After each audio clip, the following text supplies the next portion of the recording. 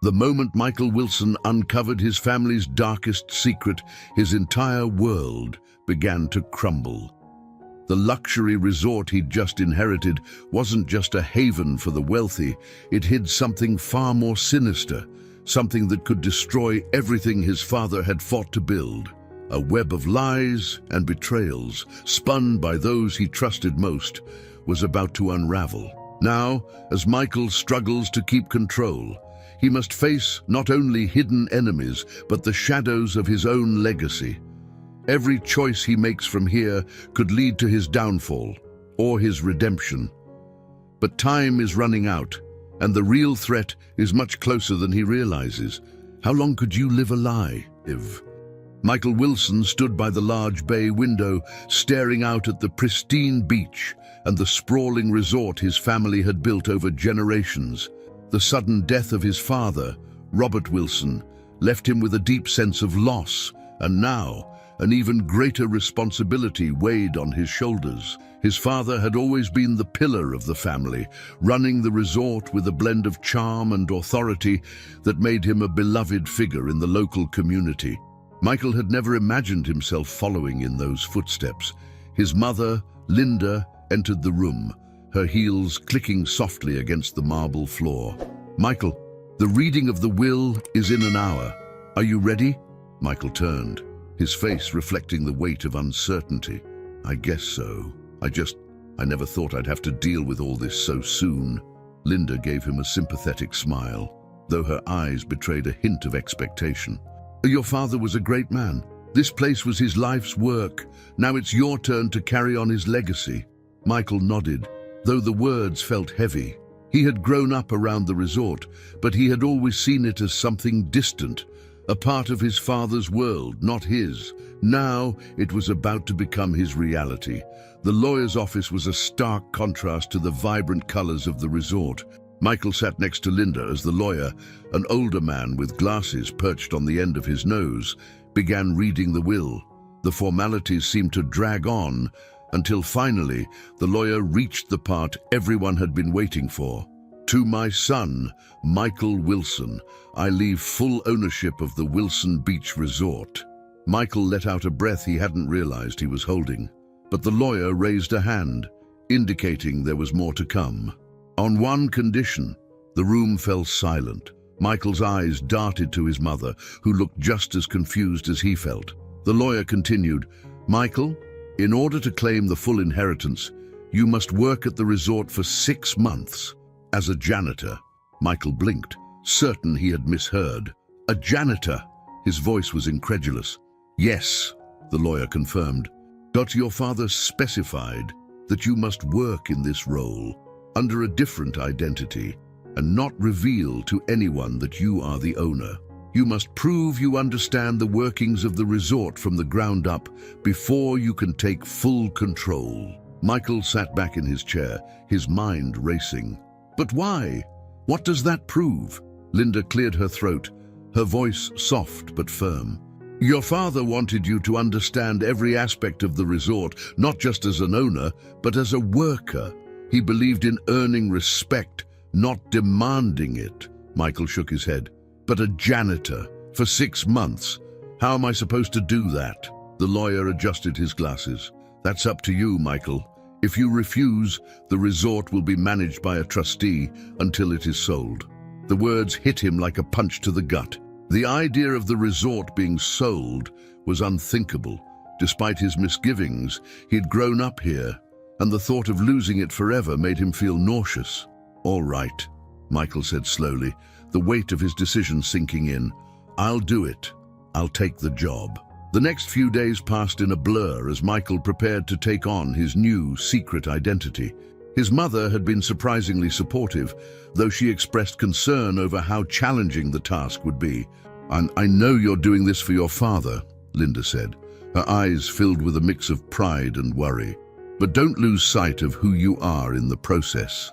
Michael nodded, though deep down, he wasn't sure what that even meant anymore. He had spent years working as a financial analyst, miles away from the world of hospitality, and now he was about to become a janitor in his own resort. His first day as Mike, the new janitor, felt surreal. Dressed in a plain uniform and cap, Michael arrived at the staff quarters early in the morning, blending into the workforce in a way he had never imagined. He felt out of place, awkward even, but he knew he couldn't afford to stand out. As he walked through the resort, pushing a cleaning cart, he saw the familiar sights of the hotel, the lobby with its grand chandeliers, the beach view from the terrace, the sound of guests chatting happily. Yet for the first time, he was invisible to them, just another worker cleaning up their messes. "Hey, new guy," a voice called out, snapping him out of his thoughts. He turned to see a young woman in a waitress uniform approaching him with a warm smile. "You're the new janitor, right?" "Yeah, that's me," Michael replied, adjusting his cap nervously. "I'm Sophia," she introduced herself, extending her hand. "If you need any help around here, just ask. I've been working here for a couple of years while I finish my accounting degree." Michael shook her hand, grateful for the friendly gesture. "Thanks. I'll keep that in mind." As Sophia walked away, Michael couldn't help but feel a strange sense of irony. Here he was, the supposed owner of the resort, yet he was the one being offered help. By the end of his first day, Michael was exhausted. His hands ached from scrubbing floors, and his back hurt from carrying heavy garbage bags. This was not what he had imagined his life would be like at 30, but as he collapsed into bed that night, he couldn't deny that it felt strangely real. For the first time, he wasn't the boss's son. He was just Mike, the janitor. And for now, that was exactly who he needed to be. Michael's second day as Mike the janitor started earlier than expected. He had barely slept the night before, his mind replaying the events of the day over and over. Everything felt surreal. From growing up as the son of a resort owner to now cleaning its hallways, it was like stepping into an alternate universe. And yet, there was no way out. The condition in his father's will was clear: 6 months as a janitor, or the resort would be sold. He had no choice. Dressed in the same plain uniform, Michael walked through the staff entrance and into the maintenance area, where he'd been instructed to meet with Mark, the head of janitorial services. Mark was a no-nonsense, middle-aged man with years of experience working at the resort. His face was weathered from countless hours spent keeping the place in pristine condition. "So, Mike, right?" Mark asked, his voice gruff. "Yeah, that's me," Michael responded, still adjusting to his new identity. Mark gave him a once-over, as if sizing him up. "You look like you've never held a mop in your life." Michael tried to laugh it off. "You could say that." "Well, you're going to learn fast. This place doesn't clean itself," Mark said, handing him a checklist and a set of keys. "You'll start with the pool area. People get messy out there, and it's our job to make sure it looks spotless by morning." Michael nodded, accepting the keys. He could feel the weight of Mark's judgment, but there was no time for explanations. His father's will demanded that he keep his true identity hidden. For now, he was just Mike, the guy who needed to learn how to clean a pool deck. The pool area was one of the resort's crown jewels, a luxurious space lined with sunbeds and palm trees, overlooking the pristine beach. In the early morning light, it was peaceful, with only the sounds of waves in the distance. Michael glanced at the checklist: clean the pool deck, empty trash cans, sanitize the lounge chairs, and make sure everything was ready for the first guests. The work was far more tedious than he had imagined. By the time he had emptied the trash cans and started scrubbing the tile floor around the pool, his muscles were already aching. Every time he looked up, it seemed like the task ahead was only growing. The grandeur of the resort that had once seemed so effortless now felt overwhelming. As he continued, a shadow approached him. Michael looked up and saw Sophia walking by, holding a tray of towels for the guests. "Hey, Mike," she called out cheerfully, her friendly smile breaking through the early morning fatigue. "How's your first real day going?" Michael wiped the sweat from his forehead. "Honestly, it's harder than I thought," Sophia laughed. "Yeah, it's not all sunshine and cocktails, is it? Most people don't realize how much work goes into keeping this place running smoothly." "Clearly," Michael muttered, looking at the scrub brush in his hand. Sophia put down her tray of towels and sat on the edge of a lounge chair. You know, I started as a waitress here, but I'm actually working on my accounting degree. Maybe one day I'll be managing the books for a place like this." Michael raised an eyebrow. "That's ambitious." "I think it's important to understand the bigger picture," Sophia replied. And that includes seeing the resort from every angle, not just from the top." Her words struck a chord with Michael. She didn't know it, but she was echoing his father's intentions perfectly. His father had always believed in leading by example, in knowing every aspect of the business. It was why Michael was stuck in this situation now. His father wanted him to earn the right to lead. Sophia stood up, brushing off her hands. "Anyway, I better get these towels out. But if you need anything, let me know. It's always tough in the beginning, but it gets easier." As she walked away, Michael found himself thinking about what she had said. Seeing the resort from every angle. Maybe his father had been right after all. There was something to be learned here, but Michael wasn't ready to admit that just yet. Later in the day, after hours of cleaning, Michael headed to the staff break room for a quick rest. It was a small, unassuming space, with a few worn-out chairs and a vending machine in the corner. A couple of other workers sat at the table, quietly eating their lunches. They didn't pay much attention to Michael as he sat down, blending into the background as just another employee. But as he sat there, something caught his attention. Two workers were whispering to each other, their voices low but urgent. "Did you hear about the missing supplies?" one of them asked. Yeah," the other replied. "Third time this month. Management says it's just inventory errors, but I don't know." Michael's ears perked up. Missing supplies. Inventory errors. His father had never mentioned anything like that when they had discussed the business. It sounded like a small issue, but something about the way they were talking made it feel more significant. He wanted to ask them more, but he knew better than to draw attention to himself. Instead, he made a mental note. Something wasn't right, and if he was going to survive these 6 months as a janitor, he needed to pay attention to everything, no matter how small. As the week went on, Michael began to settle into his new routine.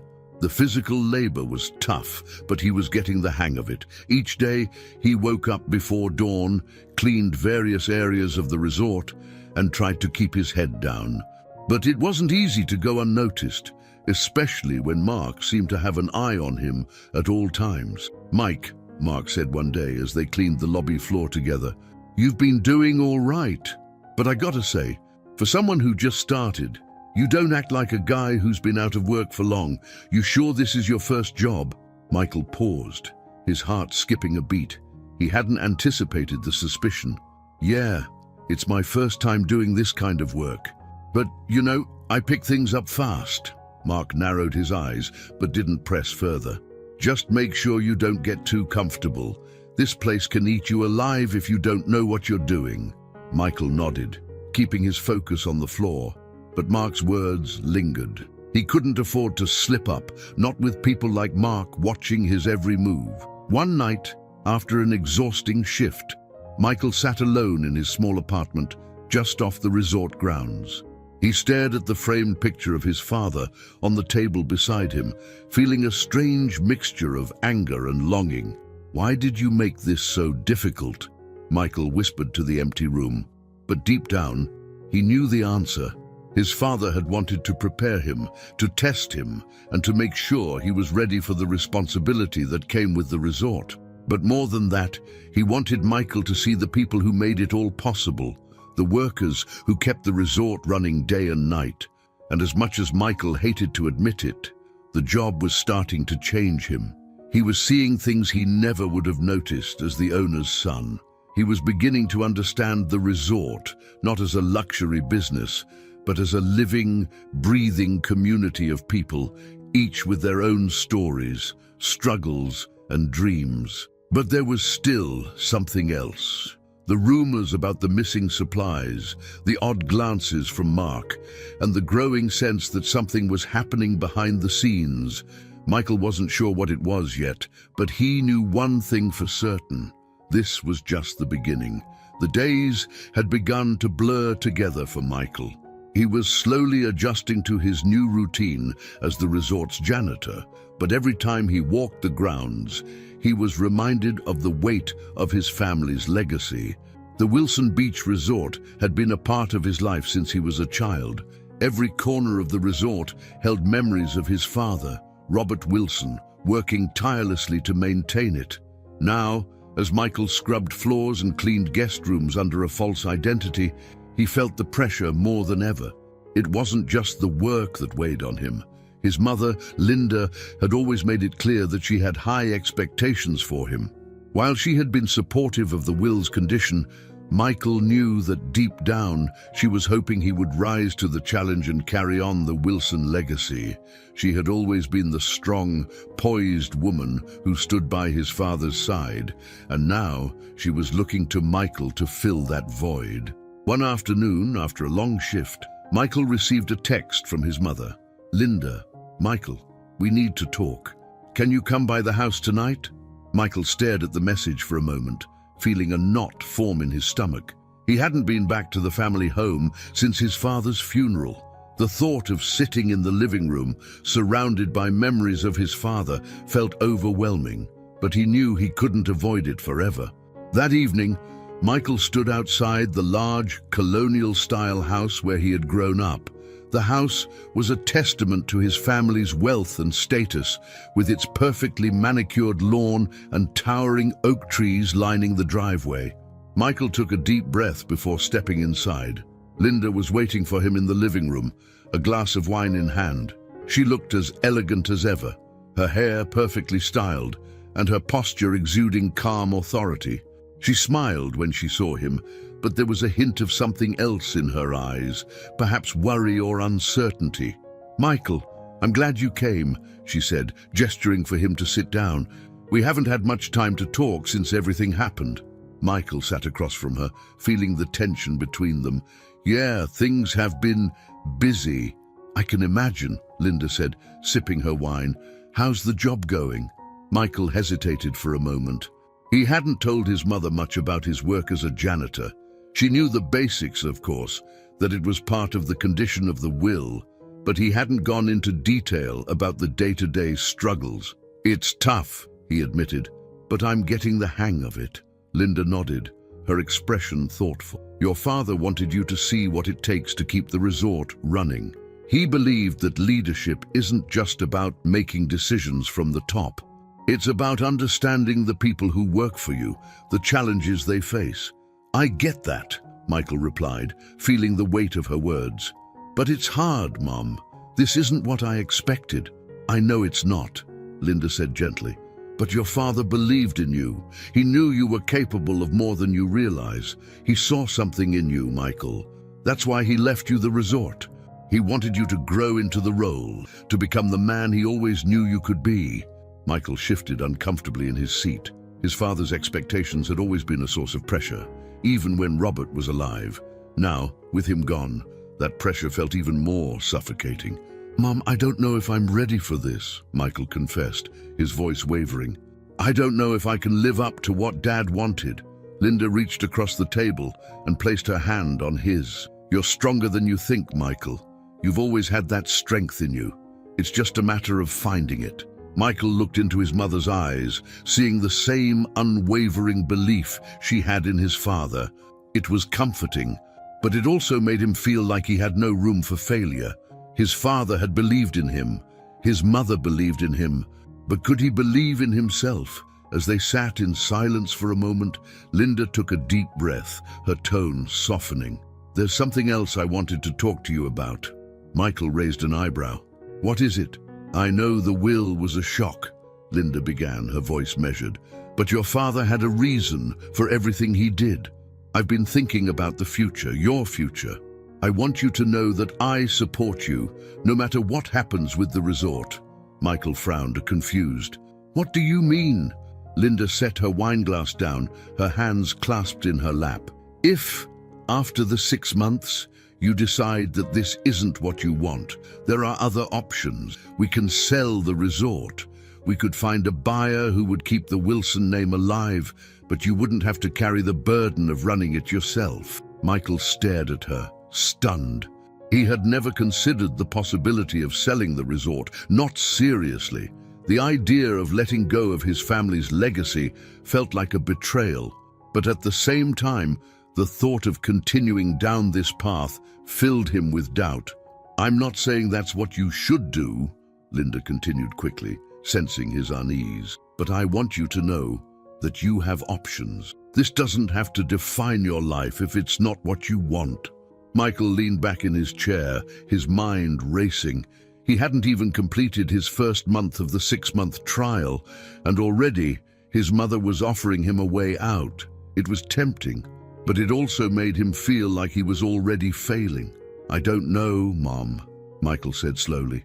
"I'm not ready to make any decisions yet." "Of course," Linda said, her voice soothing. "Take your time. Just know that whatever happens, I'm here for you." Michael nodded, though the weight of their conversation stayed with him long after he left the house. As he drove back to his small apartment near the resort, his thoughts churned. His mother had planted a seed of doubt in his mind, one that he hadn't considered before. What if he couldn't do this? What if he wasn't cut out for running the resort? But then another thought emerged. His father hadn't given him this challenge lightly. Robert Wilson had believed that Michael could rise to the occasion. Maybe the problem wasn't the job itself, but Michael's own fear of failure. The next day, as Michael returned to his duties, those thoughts lingered in the back of his mind.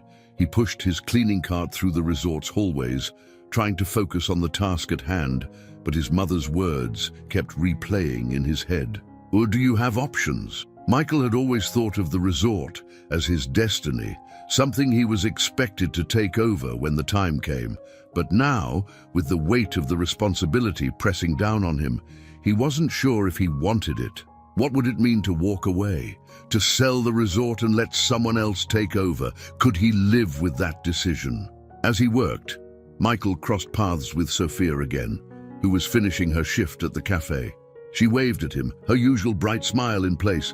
"Hey, Mike, surviving another day?" Michael forced a smile. "Barely." Sophia laughed, leaning against the counter. "It gets easier, I promise. You just have to find your rhythm." "I hope so," Michael muttered, pushing his cart further down the hall. As he left Sophia behind, Michael couldn't shake the feeling that something bigger was at stake. This wasn't just about surviving the 6 months or living up to his father's expectations. It was about figuring out who he really was and what he wanted out of life. But one thing was clear: selling the resort might be an option, but it wasn't the right one. Not yet, anyway. First, he had to see this through, no matter how hard it got. Michael stood in front of the large oak doors of his father's lawyer's office, his heart pounding in his chest.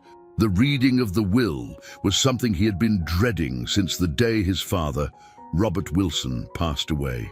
Everything had happened so suddenly. One day, his father was managing the resort with his usual charm and authority, and the next, he was gone. Michael took a deep breath and pushed the door open, stepping into the room. His mother, Linda, was already seated, her posture as perfect as ever, radiating poise and control. The lawyer, Mr. Harris, sat at his desk, shuffling through a stack of documents. There were no other family members present, a stark reminder that the Wilson family was small, just Michael and his mother now. "Michael, thank you for coming," Mr. Harris said, as he gestured for Michael to take a seat. Michael nodded, sitting down next to his mother. The tension in the room was palpable. He could feel Linda's eyes on him, and though she hadn't said much since they had spoken the night before, her expectations hung heavily in the air. She wanted him to take over the resort, to step into the role his father had left behind. But could he? "Let's begin," Mr. Harris said, his voice formal and measured. He opened the will and began to read, outlining the standard bequests, small donations to charities, a few personal items to close friends, and finally, the bulk of the estate, which included the Wilson Beach Resort. Michael leaned forward slightly, waiting for the inevitable, waiting to hear that the resort was now his. "And to my son, Michael Wilson, Mr. Harris continued, "I leave full ownership of the Wilson Beach Resort under one condition." Michael's heart skipped a beat. Condition? He hadn't expected that. Condition, Michael echoed, glancing at his mother. Linda looked just as confused, her eyebrows furrowing slightly. Mr. Harris adjusted his glasses and continued reading. "Michael, in order to inherit the resort, you must fulfill a requirement set by your father. You are to work as a janitor at the resort for a period of 6 months under an assumed identity. You are not to reveal your true role to any staff members or guests. Only after completing this 6-month period will you be granted full ownership of the resort." The words hung in the air like a heavy fog. Michael stared at Mr. Harris, struggling to process what he had just heard. "A janitor," he repeated, disbelief clear in his voice. "That's correct," Mr. Harris confirmed. "Your father specified that he wanted you to understand the inner workings of the resort from the ground up. He believed that true leadership comes from knowing every aspect of the business, including the roles of the people who keep it running." Michael leaned back in his chair, his mind racing. He had always known his father was a hands-on leader, the type of man who believed in hard work and humility. But this was a test, a challenge that Michael wasn't sure he was ready for. Linda finally spoke, her voice calm but tinged with surprise. "Robert never mentioned this to me." Mr. Harris nodded. "Your husband made it clear that he wanted Michael to have this experience before taking over the resort. He believed it would prepare him for the responsibilities that come with ownership." Michael ran a hand through his hair, his thoughts spiraling. He had expected to inherit the resort, sure, but not like this. The idea of spending 6 months cleaning floors, scrubbing bathrooms, and blending in with the staff was unthinkable. But what choice did he have? If he refused, the resort would be sold, and everything his father had built would be lost. "What happens if I don't do it?" Michael asked, already knowing the answer but needing to hear it out loud. "If you refuse," Mr. Harris said, "the resort will be placed under the management of a trustee, and after a period of time, it will be sold. The proceeds will go to various charities, as outlined in your father's will." Michael's chest tightened. He couldn't let that happen. The resort was his father's legacy. Selling it would be like letting a piece of his father disappear forever. But the thought of working as a janitor, of going unnoticed in the very place he was supposed to own, it was daunting. Linda placed a hand on his arm, her voice soft but firm. "Michael, your father believed in you. He wouldn't have set this challenge if he didn't think you could handle it." Michael looked at her, seeing the determination in her eyes. She wanted him to succeed. She needed him to take over, to carry on the Wilson name. But was he ready? Could he really do what his father had asked? After a long pause, Michael finally nodded. "All right, I'll do it." The next few days were a whirlwind of preparation. Michael had to meet with Mr. Harris privately to arrange the details of his new job. He would be working under the name Mike Harris, an alias provided by the lawyer, and only a few key people, including the resort's general manager, James Deuce, would be aware of the situation. Even then, James was instructed not to interfere with Michael's work as a janitor. The goal was for him to blend in, to experience the resort as the staff did, without the privileges of being the owner's son. Michael found himself standing in front of a mirror one morning, dressed in the plain, grey uniform of the resort's janitorial staff. It was a far cry from the tailored suits he usually wore to his corporate job in the city. He barely recognized himself. As he looked at his reflection, a flood of doubts washed over him. Could he really pull this off? Could he work as a janitor for 6 months, pretending to be someone else, while silently observing the resort's operations? And what would happen if he failed? He knew one thing for sure. This was no longer just about inheriting the resort. It was about proving something to himself, about living up to the expectations his father had placed on him. But more than that, it was about understanding the people who made the resort run, the workers who had been invisible to him for so long. On his first day as Mike Harris, Michael entered the staff entrance of the resort, his nerves on edge. The staff area was a stark contrast to the luxurious guest quarters. It was functional, with bare walls and fluorescent lighting, a reminder that the resort's glamour was reserved for the paying guests. Marquis, the head of janitorial services, was waiting for him. A gruff man in his early 50s, Mark had been with the resort for years, and he took his job seriously. "So, you're the new guy, huh?" Mark said, eyeing Michael with a mix of skepticism and mild curiosity. "Yeah," Michael replied, trying to sound casual.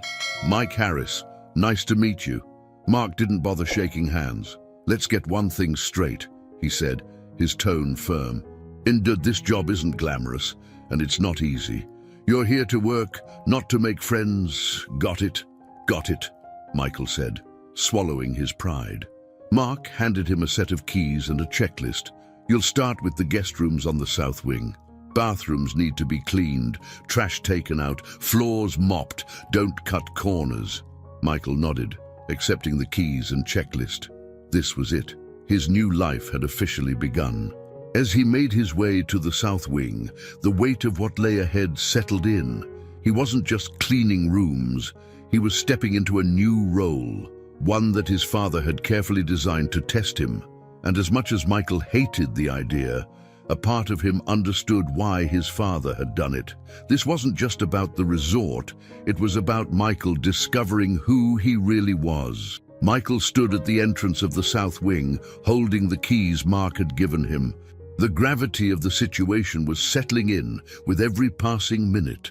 This wasn't just a task, it was his new reality for the next 6 months. No one in the resort knew who he really was, and that's how it had to stay. To claim the Wilson family legacy, he had to get through this challenge, day by day, without revealing his true identity. The south wing was a mix of luxury suites and standard guest rooms. Michael had stayed in these rooms plenty of times before, back when he was just the owner's son, free to enjoy the perks of the resort. But now, as Mike Harris, he was about to see them from a completely different perspective, the janitors. The checklist in his hand listed out tasks that felt simple but were grueling in practice. Clean the bathrooms, mop the floors, take out the trash, restock towels. He stared at the first room number on the list and took a deep breath before knocking. When no one answered, he used his key and stepped inside. The room was pristine, as expected. Whoever had stayed there had already checked out, leaving behind only the faint scent of sunscreen and ocean air. Michael set down his cleaning supplies and got to work. As he scrubbed the shower, a wave of discomfort hit him. The idea of cleaning up after someone else felt wrong, not because the work was beneath him, but because it was so different from what he was used to. But this was what his father had wanted. He could practically hear Robert's voice in his head, telling him that no job was beneath him, that leadership meant understanding every layer of the business. It wasn't just about running the numbers or making decisions from a corner office. It was about getting your hands dirty, literally. Hours passed, and by the time Michael finished his shift, his body ached in places he didn't know could ache. He made his way to the staff break room, feeling a strange mix of exhaustion and accomplishment. The break room was small and cramped, with faded chairs and a vending machine that looked like it hadn't been restocked in years. A few other workers were already sitting at the table, eating quietly. Michael grabbed a bottle of water and sat down, hoping to go unnoticed. But as soon as he sat, one of the employees, a tall guy named Eddie, glanced over at him. "New guy, huh?" Eddie said with a smirk. "Yeah, that's me," Michael replied, forcing a smile. Eddie leaned back in his chair, sizing Michael up. "You don't look like you've done much of this before." Michael chuckled awkwardly. "I guess I'm still getting the hang of it." Eddie raised an eyebrow, clearly not convinced.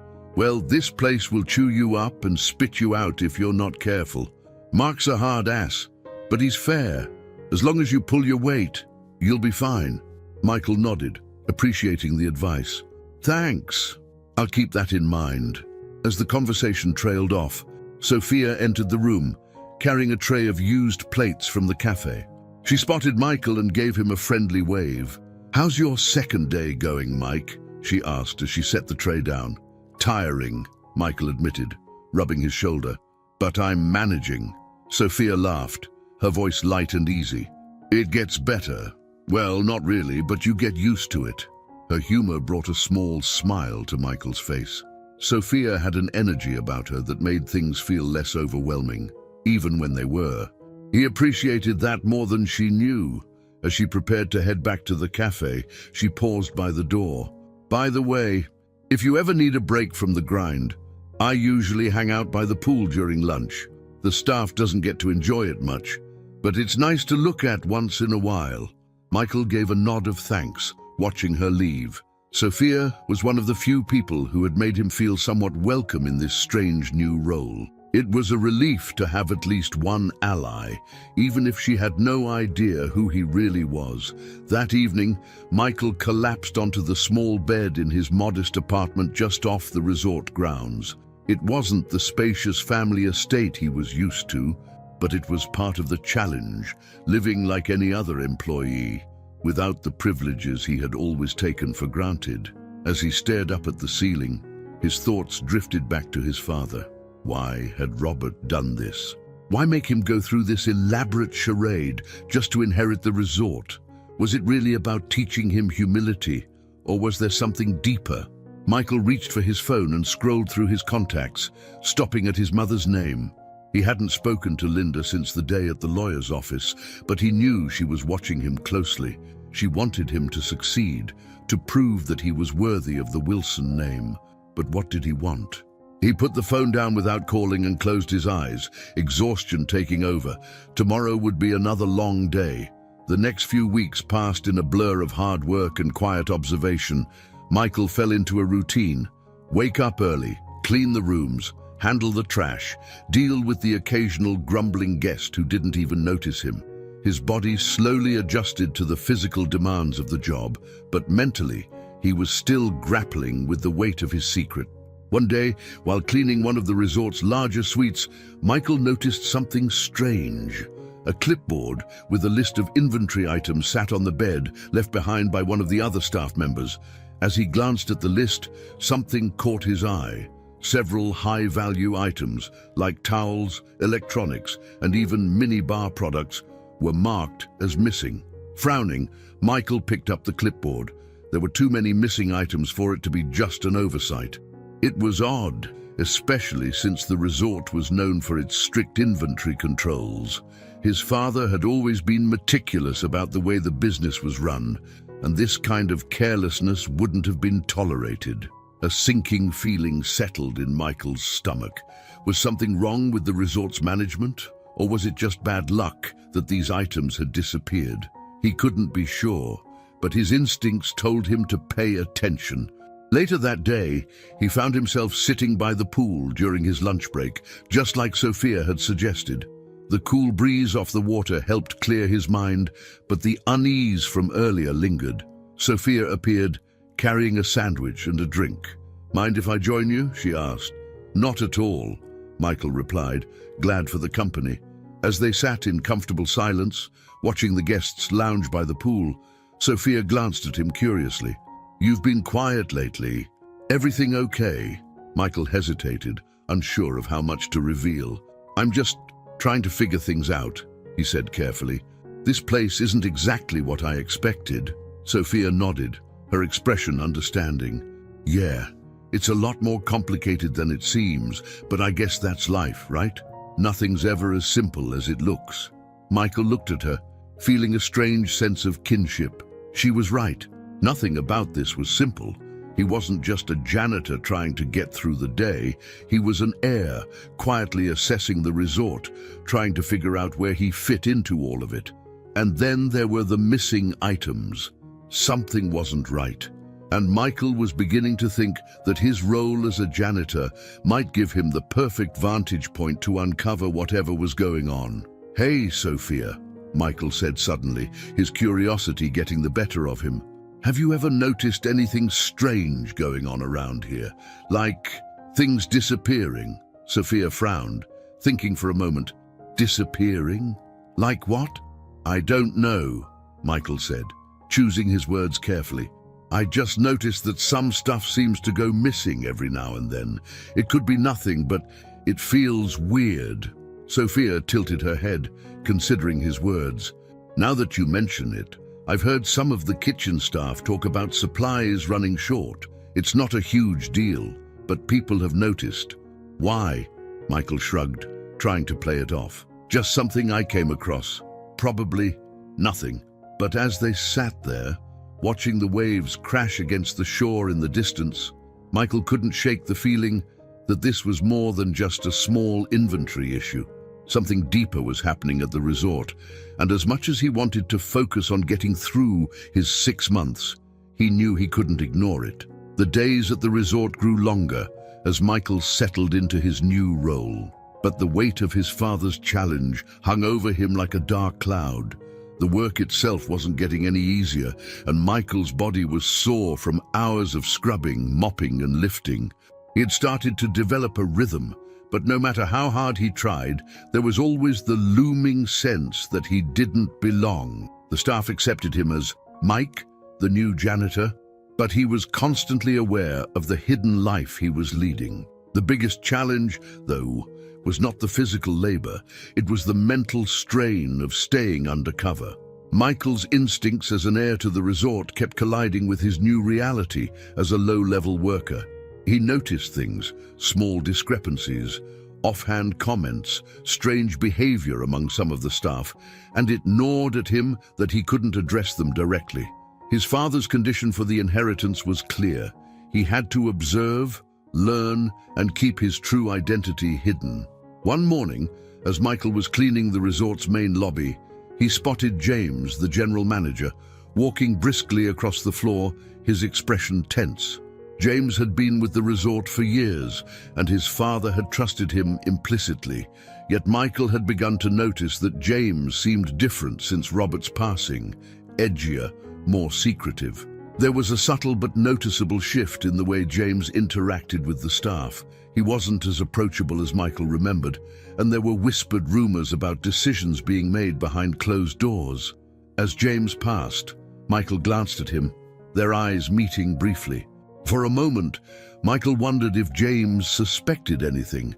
The general manager had been informed of Michael's undercover role, but they had barely spoken since the arrangement began. Michael quickly looked away, not wanting to draw attention to himself, but the encounter left him unsettled. Later that day, Michael was assigned to clean one of the high-end suites reserved for VIP guests. The suite was on the top floor of the resort, offering breathtaking views of the ocean, and it was the kind of luxury that Michael used to take for granted. As he cleaned, his mind wandered back to the conversation he'd had with Sophia by the pool. The missing inventory items she'd mentioned, coupled with what he had seen on the clipboard, lingered in his thoughts. Something wasn't adding up, and the more he tried to brush it off, the more it nagged at him. While wiping down the bathroom counter, Michael's attention was drawn to the suite's minibar. He paused, his eyes narrowing as he noticed that several high-end bottles were missing. It wasn't unusual for guests to indulge, but the minibar had just been restocked the previous evening, according to the checklist he'd seen earlier. This wasn't just a case of a guest overindulging, something else was going on. Michael made a mental note to check the staff records later, but for now, he had to keep his head down. He couldn't afford to let his curiosity get the better of him, especially when he was still navigating the complexities of his secret role. That evening, as Michael sat in his small apartment, his phone buzzed with a text from his mother. Linda, I haven't heard from you in a while. How are things going? Michael stared at the message for a moment, the weight of his current reality making it hard to respond. He knew his mother wanted to hear that he was succeeding, that he was rising to the challenge his father had set. But the truth was far more complicated. He felt like an outsider in his own life, juggling the expectations of his family with the harsh reality of his new role. Michael, it's tough, but I'm managing. He sent the message and leaned back in his chair, closing his eyes. His thoughts drifted back to the resort, to the missing items, and to James. Something wasn't right, and the more time Michael spent at the resort, the more convinced he became that his father's legacy was at risk. The next day, Michael found himself working alongside Sophia again. She was cheerful as usual, but Michael could sense that she, too, had picked up on the subtle changes around the resort. As they worked together, he decided to test the waters and see how much she knew. "So," Michael began casually, wiping down a table, "you mentioned before that some supplies have been going missing. Have you heard anything more about that?" Sophia looked up from the stack of towels she was folding, her brow furrowed. "Yeah, actually, a few of the kitchen staff have been talking about it. It's not just small stuff either. High-end items, like the ones the VIP guests get, have been disappearing from the inventory. And not just once. This has been happening for a while." Michael nodded, his suspicion growing. "Does anyone know why?" Sophia shook her head. "Not really. But some people are starting to think there's more to it. I mean, this place is known for being strict about inventory control. For so much stuff to go missing without anyone noticing, it feels off." Michael's mind raced. He had thought the same thing. His father had built the resort with integrity, and this kind of mismanagement, or worse, potential theft, would have been completely unacceptable to him. But now, under James's management, it seemed like corners were being cut, or something more sinister was at play. "I don't know," Michael said, trying to sound nonchalant. "Maybe it's just bad luck, but it doesn't hurt to keep an eye on things." Sophia glanced at him, her eyes sharp. "Yeah, maybe, but I get the feeling that bad luck isn't the only thing going on here." Over the next few days, Michael's suspicions deepened. He began paying closer attention to the staff interactions, the inventory records, and the overall atmosphere at the resort. There was a tension beneath the surface, a sense that not everything was as it seemed. The more he observed, the more convinced he became that something was happening behind the scenes, something that threatened the integrity of the resort his father had worked so hard to build. One afternoon, while cleaning the staff locker room, Michael overheard a conversation between two employees. They were speaking in hushed tones, but Michael caught enough of the conversation to understand that they were talking about James. "I heard James has been making some deals under the table," one of them said, his voice low. "Stuff that isn't exactly legal." Michael froze, his heart pounding. Deals under the table? Could James be involved in something corrupt? It seemed far-fetched, but at the same time, Michael couldn't ignore the mounting evidence. The missing inventory, the strange behavior among the staff, and now this rumor about James. Everything was pointing towards something bigger. As Michael quietly left the locker room, his mind was racing. He had to figure out what was going on, but he couldn't risk blowing his cover. His father had trusted James with the resort, and if there was corruption involved, it would be a betrayal of everything Robert had stood for. That evening, Michael met up with Sophia after their shifts. They sat by the pool, the evening breeze carrying the scent of salt water and fresh linens.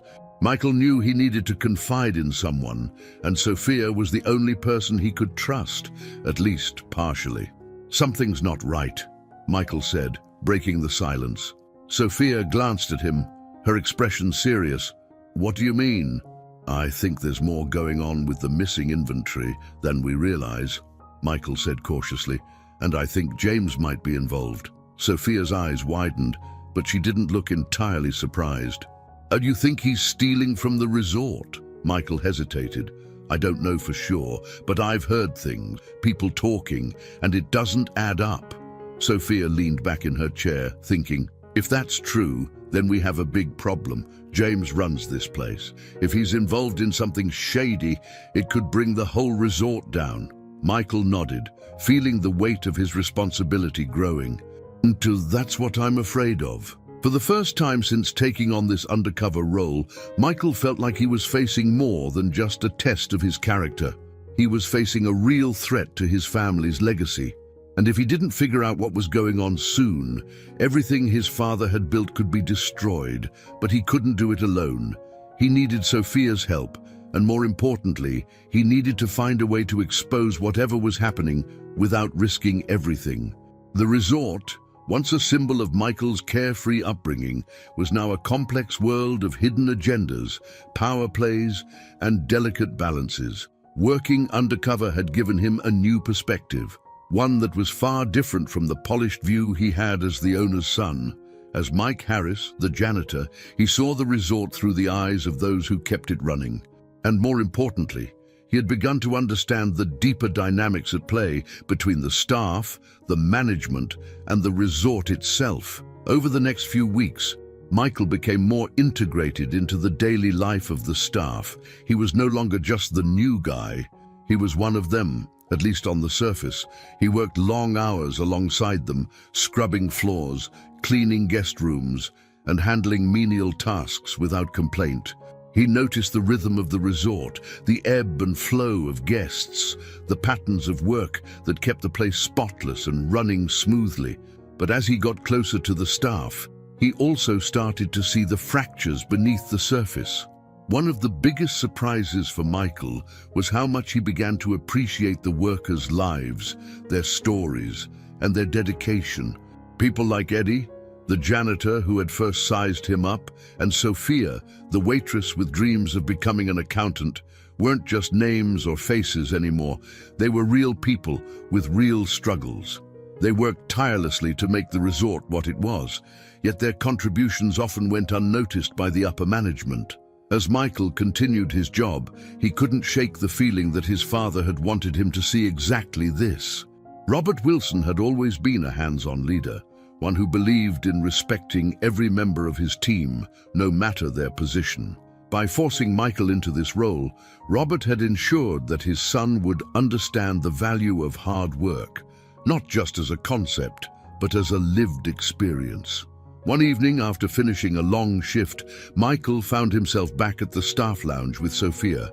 The two had grown closer over the past few weeks, and while Michael still had to keep his identity hidden, he valued her insight and companionship more than he cared to admit.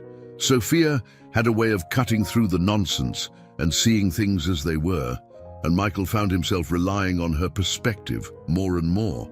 "Mike," she said one evening, handing him a soda as they sat down at one of the worn-out tables, "you've been here a while now. What do you think of the place?" Michael took a sip, trying to gather his thoughts. He couldn't exactly tell her the truth, but he wanted to be honest, at least to a degree. "It's different from what I expected. I thought it would be easier, just cleaning and doing basic stuff, but there's so much more to it. I'm starting to see how hard everyone works to keep this place going." Sophia smiled, nodding. "That's the thing most people don't get. The guests only see the surface, the clean rooms, the perfect meals, the beautiful views, but they don't see what it takes to make that happen. It's not glamorous, but it's real." Michael watched her as she spoke, appreciating her straightforwardness. "Yeah, I get that now." Sophia leaned back in her chair, crossing her arms. "But it's not just the work, There's also the stuff that goes on behind the scenes. And I don't just mean cleaning rooms. I'm talking about the management, the way things are run." Michael nodded, trying to draw her out further. "What do you mean?" She hesitated, then lowered her voice. "I've been hearing more about those missing supplies, and now people are saying it's not just food or drinks. There are rumors that bigger things are going missing: equipment, tools, even money." Michael felt his pulse quicken. He had suspected as much, but hearing it confirmed by someone else made the situation feel even more real. "Do you think James knows about it?" he asked, keeping his tone casual. Sophia shrugged. "Hard to say. He's the one in charge, right? If something's happening, it's either with his approval or he's turning a blind eye. Either way, it's not good." Michael nodded thoughtfully, feeling the weight of what she was saying. His mind raced through the possibilities. If James was involved in some kind of theft or corruption, it could explain the strange behavior he'd noticed. But how could Michael investigate further without drawing suspicion? He was just a janitor. No one would listen to him if he tried to accuse James outright. Sophia's voice broke through his thoughts. "You okay? You look a little intense." Michael forced a smile, trying to shake off the tension. "Yeah, I'm fine. Just thinking." About what? About how much things have changed here. Sophia gave him a sympathetic look. You're not the only one. A lot of people have noticed, but no one wants to rock the boat, you know? We're just trying to keep our jobs and get through the day. Michael nodded, understanding the unspoken fear that lingered among the staff. They couldn't afford to challenge management, especially not someone as powerful as James. But Michael wasn't just a regular worker. He had a responsibility to protect the legacy his father had built, and that meant finding out the truth, no matter the cost. The next day, Michael's shift took him to the resort's maintenance department. It was a part of the resort he hadn't spent much time in, but he quickly realized how essential it was. The maintenance team was responsible for everything, from fixing broken equipment to ensuring the resort's infrastructure remained in top condition. As he worked alongside the maintenance staff, Michael noticed something odd. Several pieces of expensive equipment were missing. He asked one of the maintenance workers, Tom, about it casually. "Hey, what happened to the power tools that were here last week?" Tom frowned, glancing at the empty shelves. "That's a good question. A couple of us have been asking about that. The tools were checked out, but they haven't been returned. Management says they're being borrowed for a project, but no one seems to know where they are." Michael's suspicion deepened. It wasn't just the minibar items or the kitchen supplies. Something much larger was happening, and it was affecting every part of the resort's operations. Whoever was behind it was careful, covering their tracks just enough to avoid detection from the higher-ups. But for how long? As Michael continued his shift, he couldn't shake the feeling that James was involved. The general manager had the authority to approve inventory requests, manage budgets, and oversee operations. If there were missing items and money, James would be in a position to control or hide the details. But how could Michael prove it? He was still undercover, and any direct confrontation would blow his cover. He needed to gather evidence, something concrete that he could use to expose James without risking his position at the resort. That evening, Michael met up with Sophia again, this time at a small cafe just outside the resort. It was one of the few places where staff could go to relax without worrying about guests or management watching them. Sophia looked at him as they sat down, her eyes curious. "And you're still thinking about it, aren't you?" "Yeah," Michael admitted. "I can't let it go." She sighed, leaning forward. "Look, Mike, I get it. You want to figure out what's going on, but you have to be careful. If James really is involved in something shady, he's not going to let anyone expose him easily. And if you push too hard," Michael finished her sentence, "I could lose my job." "Exactly," Sophia said, her voice serious. "And I've seen it happen before. People who ask too many questions end up getting fired or transferred, and no one ever hears from them again." Michael nodded, the weight of her words settling in. He had to be strategic. Charging in without a plan could end in disaster, not just for him, but for the resort itself. He needed to play the long game, gather information, observe, and find the weak points in James's operation. But as he sat there with Sophia, watching the sun set over the horizon, Michael realized something else. He wasn't in this alone. Sophia had proven to be a valuable ally, and he knew that he could trust her. Together, they could uncover the truth, but they would have to be smart about it. "Thanks, Sophia," Michael said, his voice sincere. She smiled. "For what?" "For being someone I can trust." Her smile softened. "You can always trust me, Mike." As they sat in the fading light, Michael knew that the road ahead was only going to get more complicated, but he was ready. With Sophia by his side and the knowledge he was gaining from his undercover work, he had a chance to save the resort and expose James for who he really was. Michael's routine at the resort had become second nature. Every morning, he donned his janitor uniform and blended into the background, moving through the same hallways, cleaning the same rooms, and watching the guests and staff go about their lives.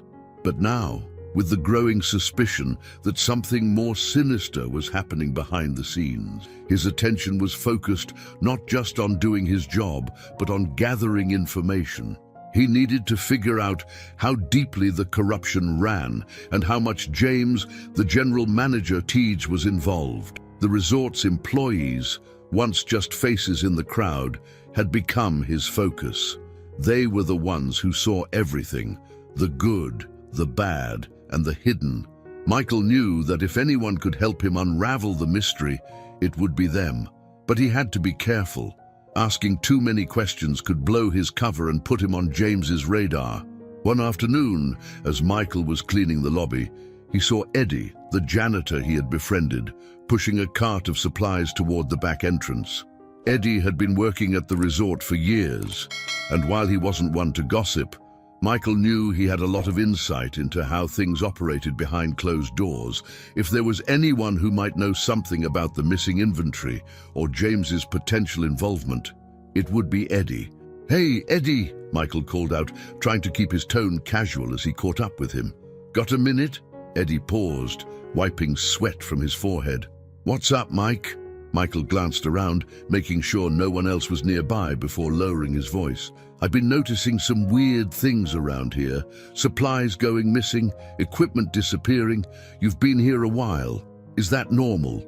Eddie raised an eyebrow, clearly surprised by the question. "You're not the first to notice," he said, his tone cautious. "But it's best not to get involved, man. Trust me." Michael felt a pang of frustration. He needed more than vague warnings. He needed answers. "I get it. But if something's wrong, shouldn't we be doing something about it? What if it's hurting the resort?"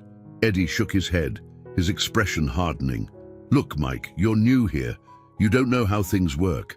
People who ask too many questions don't last long. I've seen good people lose their jobs because they stuck their nose where it didn't belong." Michael frowned. "So, we're just supposed to ignore it?" Eddie glanced over his shoulder, making sure no one else was listening before leaning in. "I'm saying you need to be smart. If something's going on, and I'm not saying it is, then it's happening way above our pay grade. You think management doesn't know? They're the ones running the show. You want to keep your job, keep your head down and do what you're told." With that, Eddie pushed his cart down the hall, leaving Michael standing there, more frustrated than before. It was clear that the staff knew something was wrong, but fear kept them silent. The threat of losing their jobs was enough to keep them in line, and it made Michael realize just how much control James had over the resort. Later that day, Michael met up with Sophia again during their lunch break. She had become a constant in his life at the resort, someone he could trust and talk to without worrying about his secrets slipping out.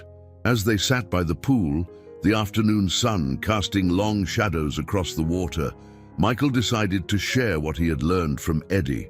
"Sophia," he began, choosing his words carefully. "I talked to Eddie earlier. He mentioned that people who ask too many questions around here don't last long." Sophia looked at him, her expression serious. "Yeah, that sounds about right. It's not exactly a secret.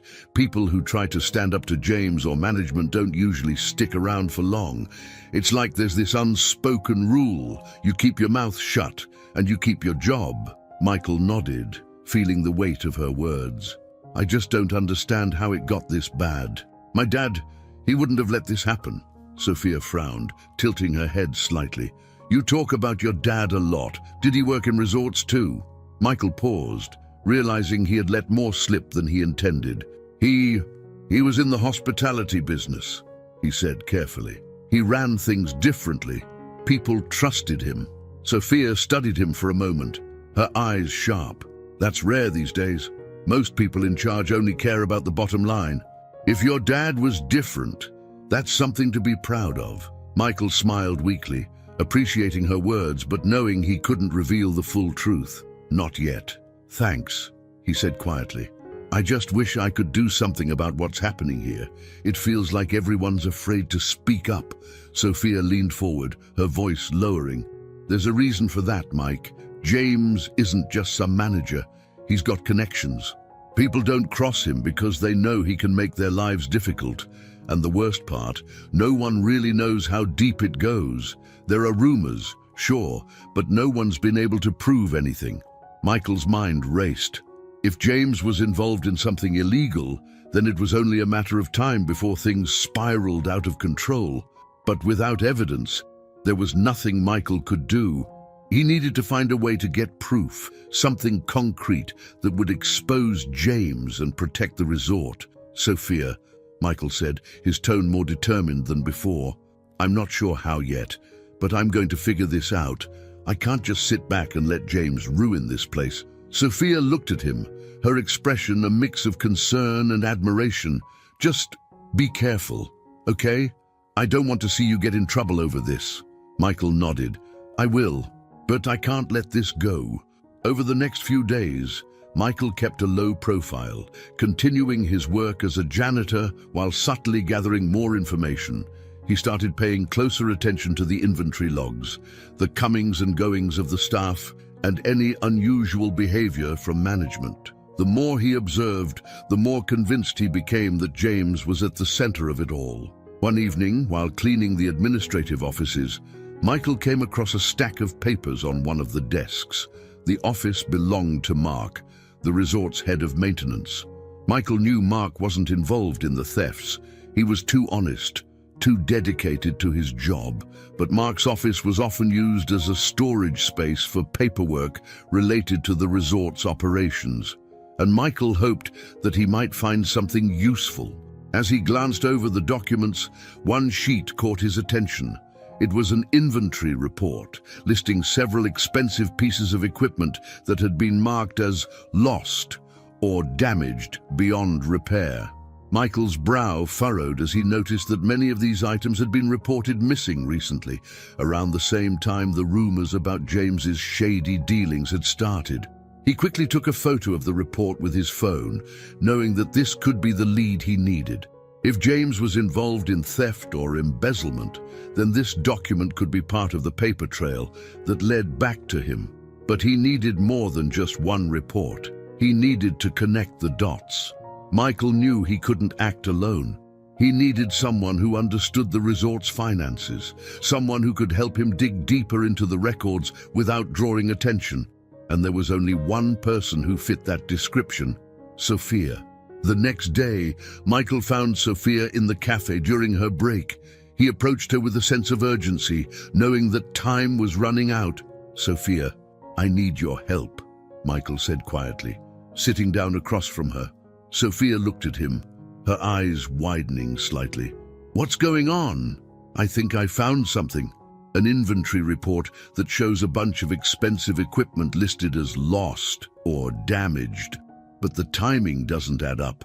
These items started disappearing right around the time people began talking about James. I need someone who knows their way around numbers to help me figure out if this is part of something bigger." Sophia's expression grew serious. "You think James is involved?" Michael nodded. "I do, but I can't prove it alone. I need your help to go through the records, see if there's a pattern, something that links all of this together." Sophia hesitated for a moment, clearly weighing the risks. She knew that getting involved in something like this could jeopardize her job, her future at the resort, and even her safety if James was as dangerous as the rumors suggested. But Michael saw the determination in her eyes. He knew that she was the kind of person who wouldn't back down from doing the right thing, no matter the cost. "All right," Sophia said finally, leaning in closer. "I'll help you, but we have to be smart about this. If we get caught digging around, we could both lose our jobs, and worse." Michael nodded, feeling a surge of relief. He had expected her to agree, but the weight of the situation didn't lessen. "I know. We'll be careful. I'll get you the report I found, and we can start going through the other records when it's safe." Sophia took a deep breath. "We'll need access to the resort's financial logs, inventory records, and maybe even guest charges. If James is really behind this, there will be discrepancies somewhere. He can't cover everything." Michael glanced around the cafe, making sure no one was paying attention to them. "We'll start tonight. After our shifts, That night, after the guests had retired to their rooms and the resort had quieted down, Michael and Sophia met in a small, unused office in the back of the resort. The dim light from the single desk lamp illuminated the documents Michael had gathered, casting long shadows on the walls. They had just a few hours before the night shift staff came through, so they needed to work quickly. Sophia sat at the desk, her eyes scanning the inventory reports, while Michael stood behind her, his mind racing. He knew this was risky, but he also knew that if they didn't take action now, James would continue to operate unchecked. "Look at this," Sophia said, pointing to a line on one of the reports. These items were marked as damaged or lost over the past few months, but the replacement costs are way higher than they should be. It's like someone inflated the prices and then the equipment just disappeared, Michael frowned. So, they're stealing the equipment and making money off the replacements. Maybe. Or they're selling the original items and pocketing the replacement funds, Sophia said, flipping through the pages quickly. It's hard to tell exactly what's going on just from these reports, but something is definitely wrong. Michael leaned over the desk, staring at the numbers. It was starting to make sense. The missing equipment, the inflated costs, the rumors among the staff. James had access to all the financial records and the authority to approve these transactions without raising suspicion. But how was he getting away with it? James must have people helping him, Michael said, thinking out loud. There's no way he's doing all this on his own. Sophia nodded. Exactly, but we need more proof. These reports are a start, but we need to dig deeper into the financials. If we can find a link between the inflated costs and where the money is going, we'll have a case. Michael felt a mixture of hope and dread. They were close to uncovering the truth, but they were also walking a dangerous line. If James found out what they were doing, there was no telling how far he would go to protect himself. "We can't stop now," Michael said, his voice resolute. "We need to keep digging. I'll find a way to get access to the financial logs without raising suspicion." Sophia looked up at him, her eyes serious. "We're in this together, Mike, but we have to be careful. James isn't the kind of guy who plays fair. If he senses we're onto him." Michael knew what she was implying. James could make their lives hell if he found out they were investigating him, but Michael had come too far to back down now. This wasn't just about the resort anymore. It was about his father's legacy, about the people who worked there, and about doing what was right. "I know the risks," Michael said, his jaw set, "but we don't have a choice. If we don't stop him, no one will." The following days were tense. Michael and Sophia continued to meet in secret, slowly piecing together more evidence of James's involvement in the theft and corruption that had infiltrated the resort. They worked quietly, careful not to draw attention to themselves, but the closer they got to the truth, the more dangerous it became. Michael kept a low profile, going through the motions of his janitorial duties while watching James's every move. He couldn't confront him yet, not without concrete proof, but the day was coming. He could feel it. One afternoon, as Michael was cleaning one of the guest suites, he overheard a conversation between James and one of the resort's suppliers. He was in the hallway outside the suite, scrubbing the floor, when James's voice carried through the slightly open door of the office. "I don't care what it costs," James was saying, his tone sharp. "Just make sure the shipment is delivered on time. I'll take care of the rest." Michael froze, his hand tightening on the mop handle. A shipment? What was James talking about? "We've got people asking questions," James continued, his voice lower now. "I need this to go off without a hitch, understand?" Michael's heart pounded in his chest. He needed to know more, but he couldn't risk getting caught eavesdropping. Slowly, he moved down the hallway, his mind racing. James was planning something, and whatever it was big. That evening, Michael met with Sophia once again. They sat in the same small office, poring over the latest financial records Sophia had managed to access. "There's something happening soon," Michael said quietly, explaining what he had overheard. "James is expecting a shipment. I don't know what it is, but it's important to him." Sophia looked concerned. "If he's expecting something, It could be the final piece of the puzzle. If we can find out what it is and track it, we might have enough to bring him down. Michael nodded. But we need to move fast. We don't have much time. The night of the shipment came faster than they expected. Michael and Sophia worked quickly, tracking the delivery and gathering as much evidence as they could without being noticed.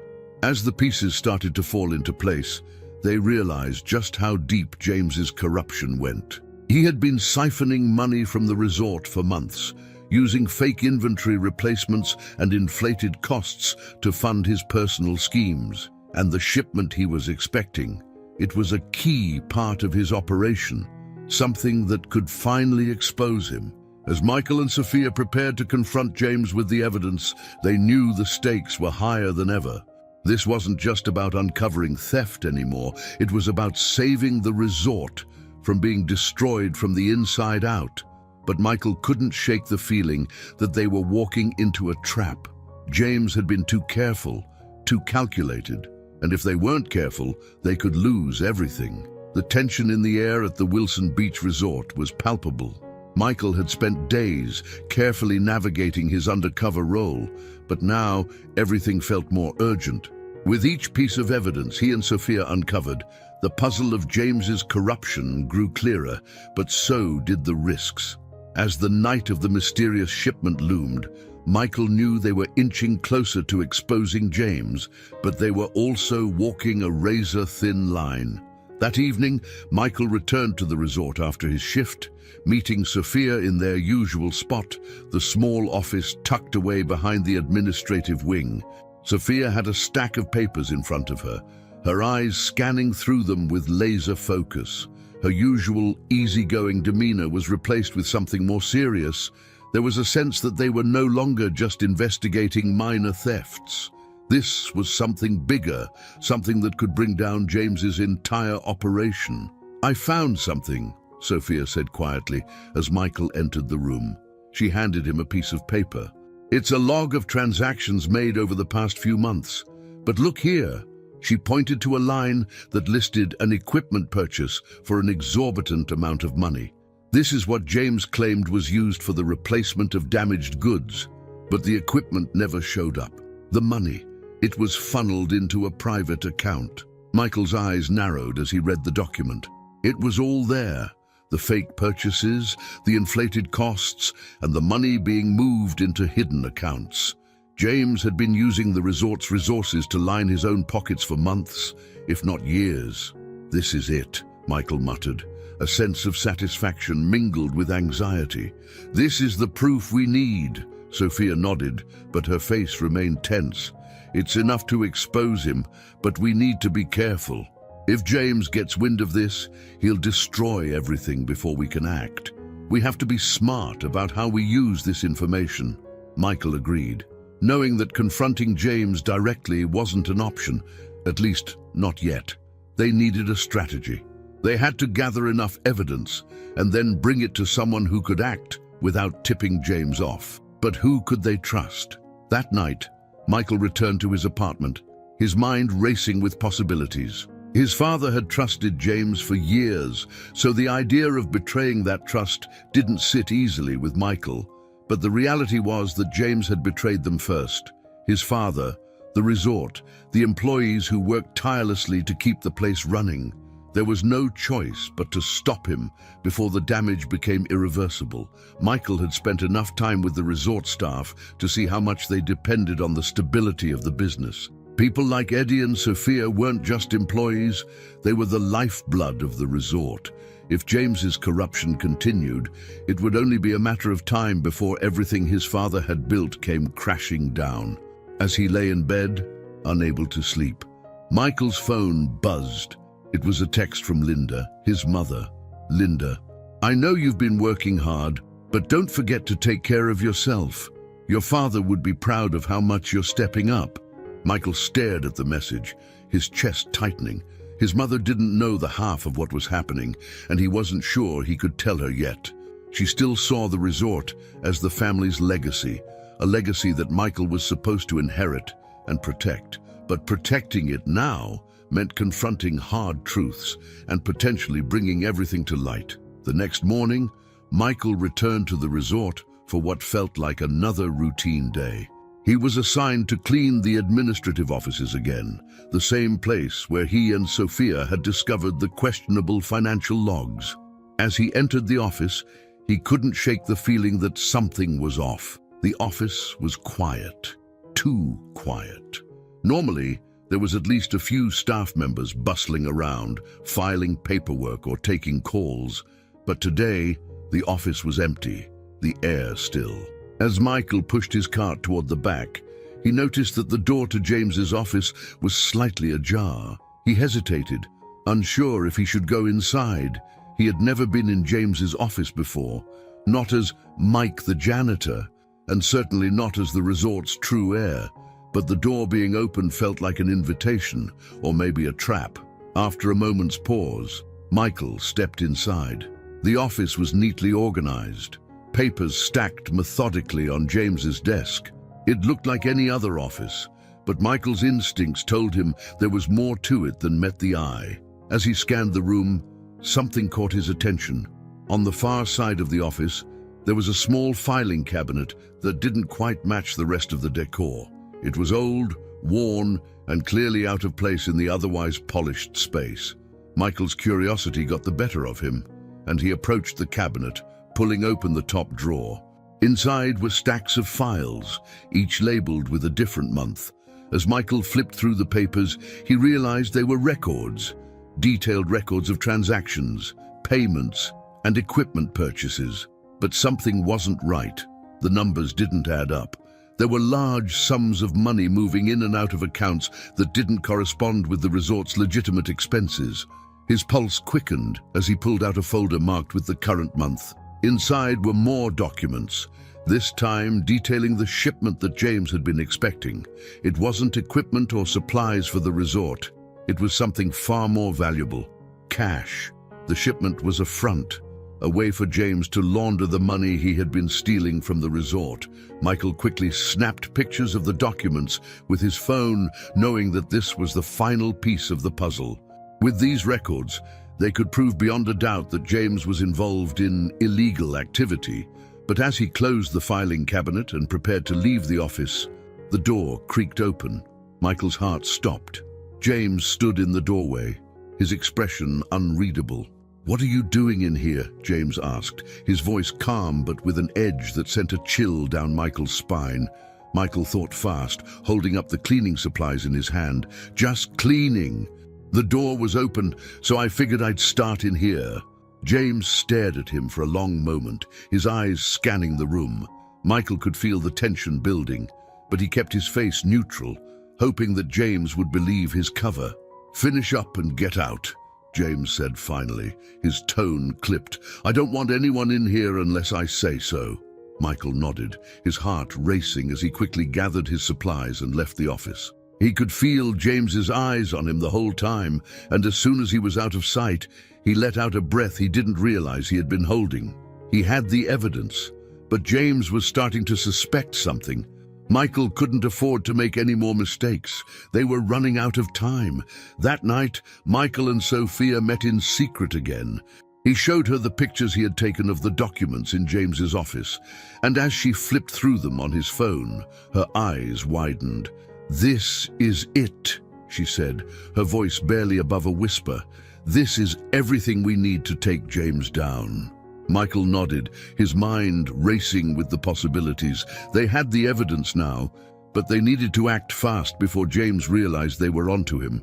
"What do we do next?" Sophia asked, her voice tinged with both excitement and fear. Michael thought for a moment, weighing their options. They couldn't go to the police yet, not without solid proof that the money was being laundered through legitimate channels, and they couldn't confront James directly, not without risking everything. "We need to find out where that shipment is going," Michael said finally. "If we can trace it to James's accounts, we'll have everything we need." Sophia nodded, determination flashing in her eyes. "I'll start tracking it, but we have to be careful. If James realizes we're onto him..." Michael finished her thought. "He'll bury us." They both knew the risks, but as they sat there, the weight of what they were doing settled in. This wasn't just about exposing corruption, it was about saving the resort, protecting the people who worked there, and preserving the legacy that Michael's father had built. "We're in this together," Michael said, meeting Sophia's gaze. She smiled, though there was a flicker of anxiety in her eyes. "Yeah, together." As they prepared for the next step in their plan, Michael knew one thing for certain. They were about to face the biggest challenge yet. But with Sophia by his side, he felt more determined than ever to see it through. They had come too far to turn back now. The evidence Michael and Sophia had gathered felt like a ticking time bomb. They had the missing pieces, the fake inventory logs, the laundered money, and the looming shipment. All signs pointed to James being at the center of the corruption, but now they needed to play it smart. Exposing him prematurely could lead to disastrous consequences, and Michael knew they had to wait for the right moment to strike. The resort seemed almost oblivious to the storm brewing behind the scenes. Guests laughed and sipped cocktails by the pool, and the staff carried on with their usual routines, unaware that everything could come crashing down at any moment. But for Michael, every shift felt more dangerous. James had started to watch him more closely, and the slightest misstep could blow his cover. He could feel the pressure mounting. Sophia had been working in the background, using her knowledge of accounting to track the money flow. Her meticulous attention to detail was invaluable, but it also put her at risk. If anyone discovered what they were doing, their jobs and possibly their lives would be in jeopardy. It was late one evening when Michael and Sophia finally tracked down where the shipment was headed. They had gathered in the same small office they'd used before, the dim light casting long shadows across the room. Sophia sat in front of her laptop, her fingers flying across the keyboard as she pieced together the final part of the puzzle. "Okay, here it is," Sophia said, turning the screen toward Michael. "The shipment is being routed through a company called Oceanic Supplies. It's a front, just like we suspected. They're receiving the goods, but the money is being funneled into James's personal accounts through fake invoices." Michael leaned over, scanning the screen.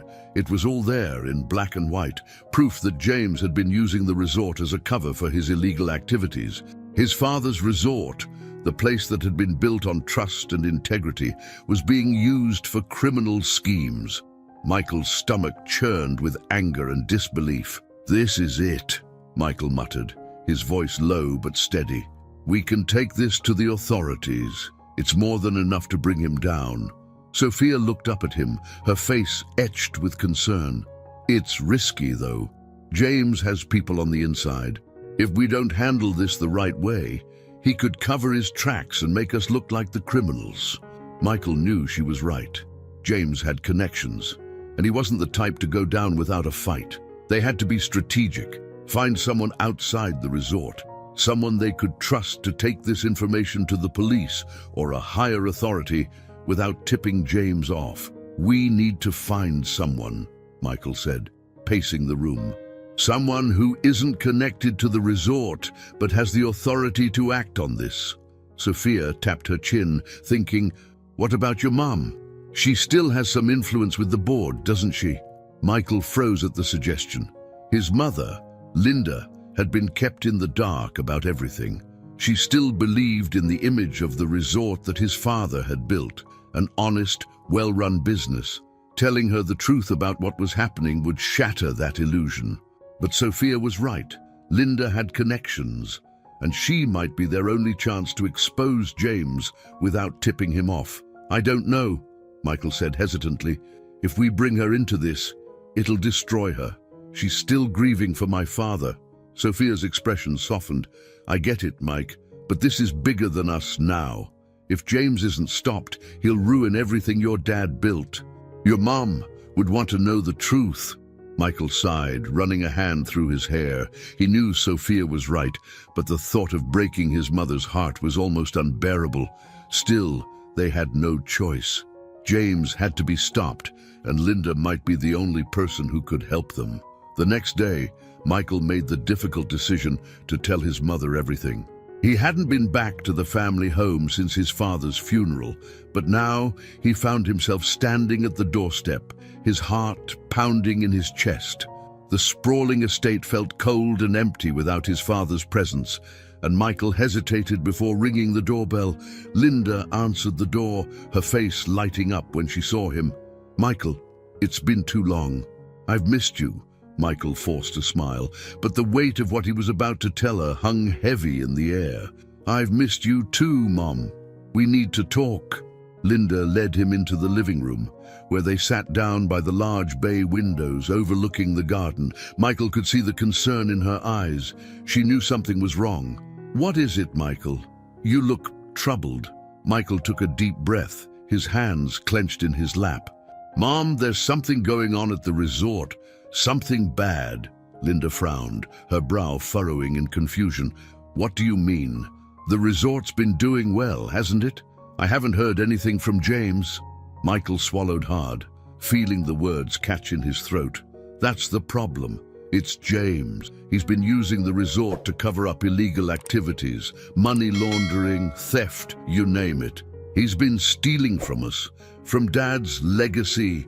For a moment, Linda just stared at him, her expression frozen in disbelief. What are you talking about, Michael? That can't be true." "It is, Mom," Michael said quietly, pulling out his phone and showing her the pictures of the documents he and Sophia had gathered. "We've been investigating it for weeks. This is the proof." Linda's hands trembled as she took the phone, her eyes scanning the evidence. As she read through the records, her face paled and she shook her head in denial. "No, this can't be happening. James, your father trusted him." "I know," Michael said softly, "but he's been betraying that trust for a long time." Linda's eyes filled with tears as she set the phone down, her shoulders slumping in defeat. "How could this happen? How could I have been so blind?" "It's not your fault," Michael reassured her, placing a hand on her arm. "James has been covering his tracks. He's good at hiding the truth, but now we know, and we can stop him." Linda wiped her eyes, taking a deep breath as she composed herself. "What do we do now?" Michael hesitated, knowing how difficult the next part would be. "We need your help. You still have connections with the board, with people who can take this to the police without tipping James off. We need to act quickly, before he realizes what we've found." Linda nodded, her resolve hardening. "I'll make some calls, but Michael, this will destroy the resort's reputation. If this gets out, it'll be a scandal." "I know," Michael said quietly, "but if we don't stop James, he'll destroy everything anyway." Linda sat in silence for a long moment, staring out the window as the gravity of the situation settled in.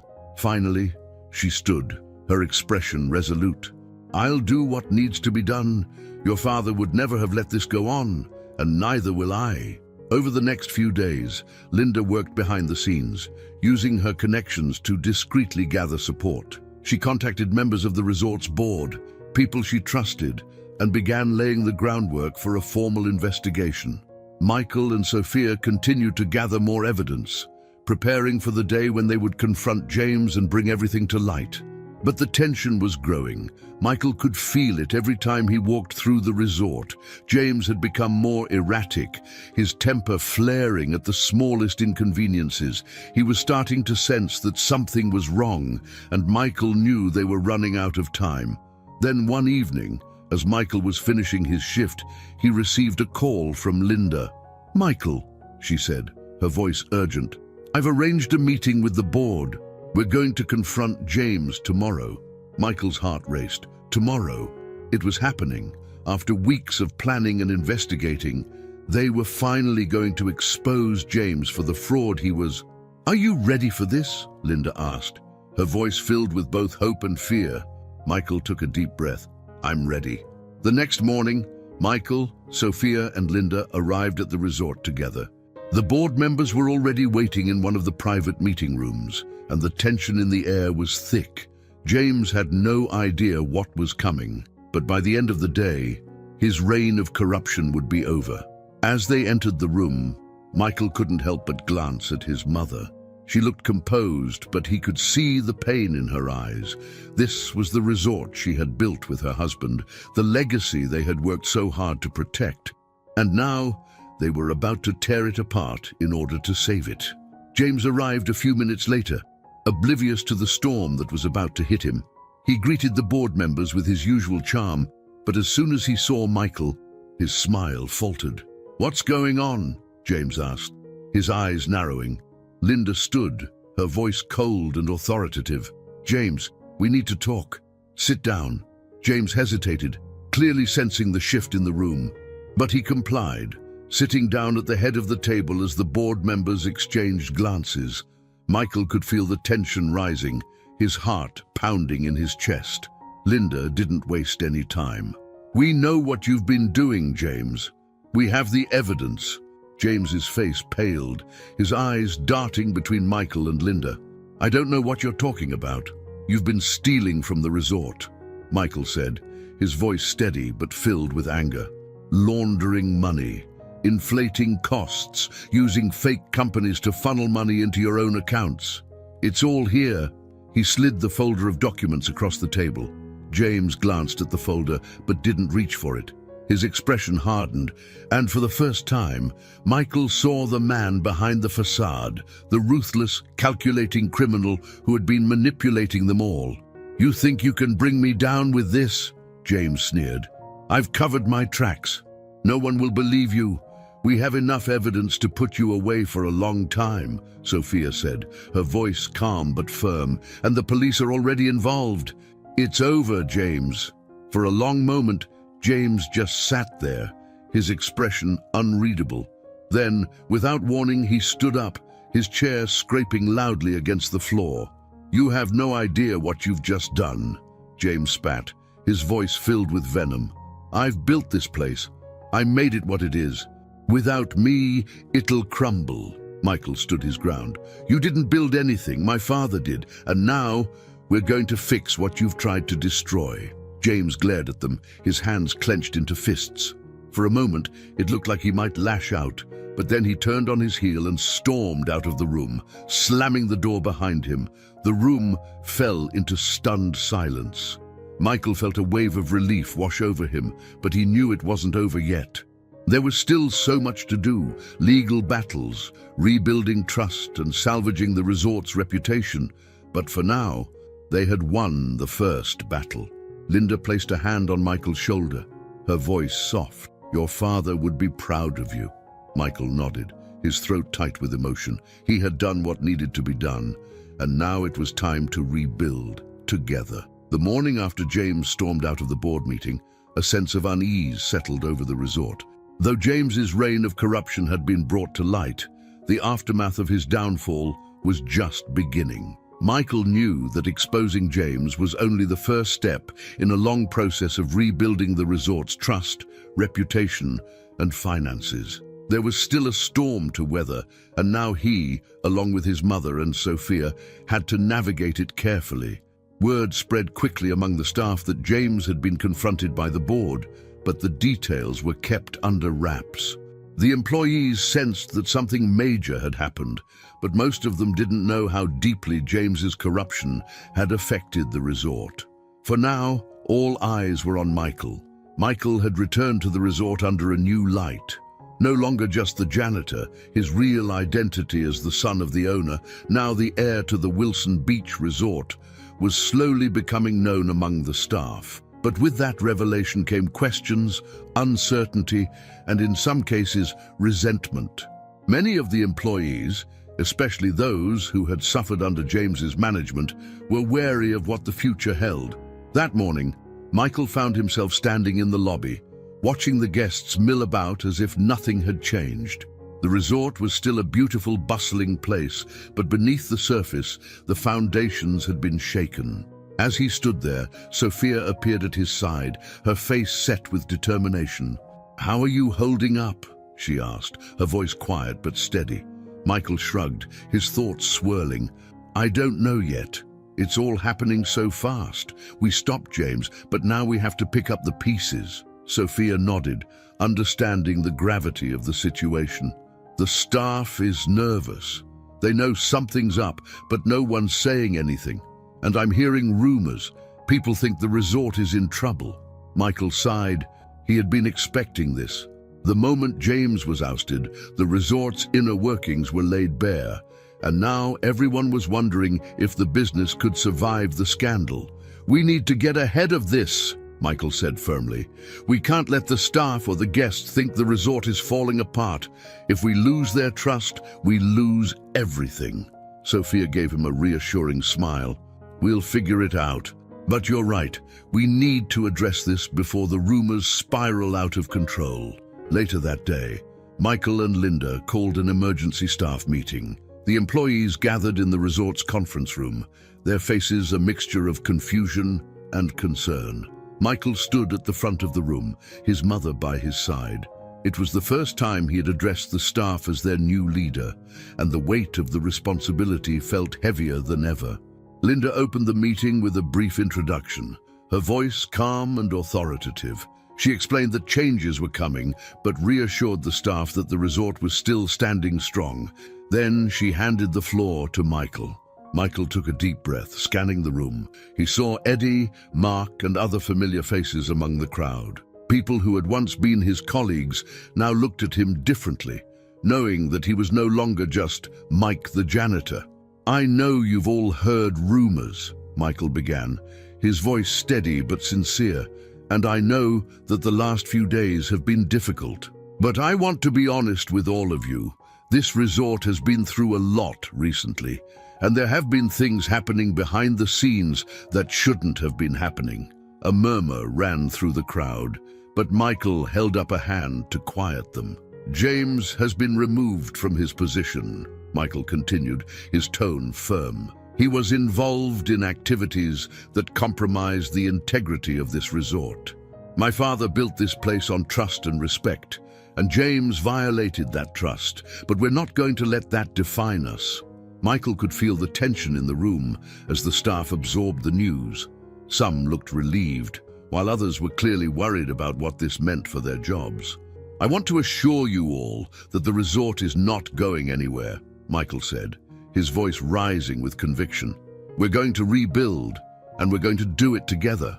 No one is losing their jobs, and we're committed to making sure that this place thrives again. But it's going to take all of us, every single one of you, to make that happen." There was a long pause as the staff processed his words. Then, slowly, Eddie stood up from the back of the room. "Mike," he started, but then corrected himself. "Michael, what happens next? I mean, with everything that's come out, are we still going to be able to keep the resort running?" Michael nodded, his eyes scanning the room. "Yes, we are. We've already started putting new systems in place to fix what James broke. We're going to be more transparent, more efficient, and more focused on what really matters, the guests and the people who work here. But it's going to take time." The staff murmured their agreement, and Michael felt a small wave of relief. This was only the beginning, but at least they were moving in the right direction. Over the next few days, Michael and Linda worked tirelessly to stabilize the resort. They met with board members, suppliers, and financial experts to assess the damage James had done and put a plan in place for recovery. It wasn't easy. The financial strain caused by James's theft was significant, and there were legal battles ahead. But they were determined to save the resort, no matter the cost. Sophia had been a constant source of support, working alongside Michael to help rebuild the resort's finances. Her skills in accounting had proven invaluable, and Michael was grateful to have her by his side. But as they spent more time together, Michael realized that their partnership had grown into something more. One evening, after a particularly long day of meetings and financial planning, Michael and Sophia found themselves alone in the office. The sun had long since set, and the resort was quiet, save for the distant sound of waves crashing against the shore. Sophia looked up from her laptop, stretching her arms.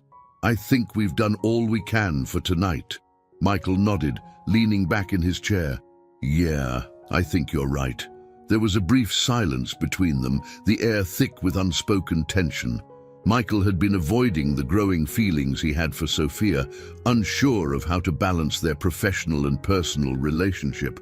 But now, in the quiet of the office, with everything they had been through, the lines between the two felt more blurred than ever.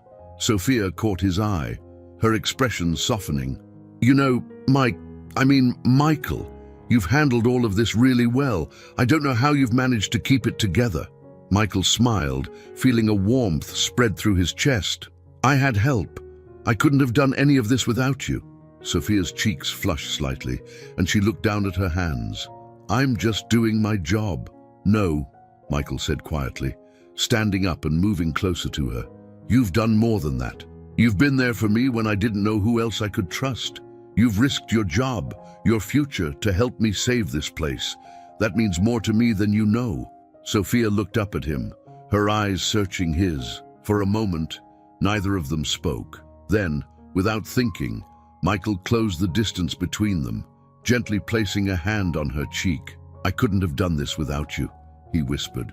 Sophia's breath hitched, but she didn't pull away. Instead, she leaned into his touch, her eyes closing for a brief moment before opening again, full of emotion. "Michael," she began, but before she could say more, he leaned in and kissed her. The kiss was soft and tentative at first, but it quickly deepened as they both gave in to the feelings they had been holding back for so long. In that moment, the weight of the resort, the scandals, the corruption, all of it faded away, leaving only the two of them. When they finally pulled apart, both breathless, Sophia looked up at him with a mixture of surprise and affection. "What does this mean?" she asked softly. Michael smiled, his hand still gently resting on her face. "It means that we've been through a lot together, and I don't want to lose you."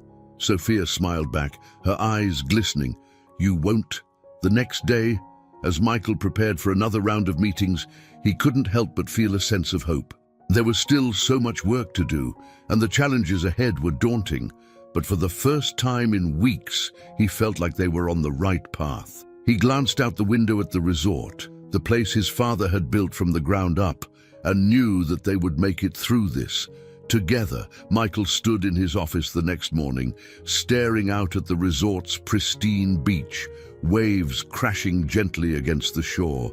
The sky was a clear, brilliant blue, but the storm he was facing was far from over. Exposing James had been the easy part.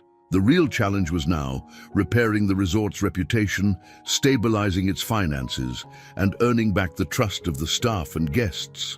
There was no doubt about it. This was going to be a long, uphill battle. Behind him, his mother, Linda, sat at the desk, reviewing a list of tasks they needed to address. The resort was operational, but there were cracks in the foundation, both literal and metaphorical. Linda had thrown herself into the task of rebuilding the business, determined to protect the legacy her late husband had left behind. Her strength during this time had been a guiding force for Michael, but he could tell that the weight of it all was starting to show in her eyes. "We need to release a public statement," Linda said, glancing up from her notes. "And the board wants to address the guests directly. Reassure them that we're handling the situation and that their experiences won't be affected." Michael nodded, running a hand through his hair. "I agree. But we need to be careful about how much we reveal. We don't want to incite panic." "Exactly," Linda replied. "The guests don't need to know every detail. They just need to trust that we're still in control." Michael's phone buzzed, and he glanced down at the message. It was from Sophia. "Sophia, ready for the meeting in an hour."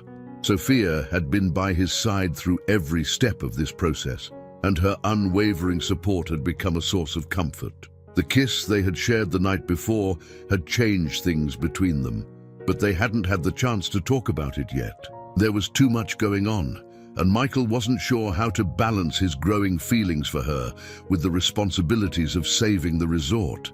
He replied quickly, keeping it professional. "Michael, I'll be there. Thanks for everything." Linda stood up, closing her notebook and giving Michael a gentle look. "You're doing great, Michael. I know this isn't easy, but your father would be proud of the way you've stepped up." Michael's chest tightened at her words. He had been thinking a lot about his father lately, wondering if he was living up to the expectations his father had set for him. "Thanks, Mom. I just hope I'm doing the right thing." "You are," Linda said firmly. "This resort is in good hands." An hour later, Michael and Sophia met in the conference room with the board members and key staff. The atmosphere was tense.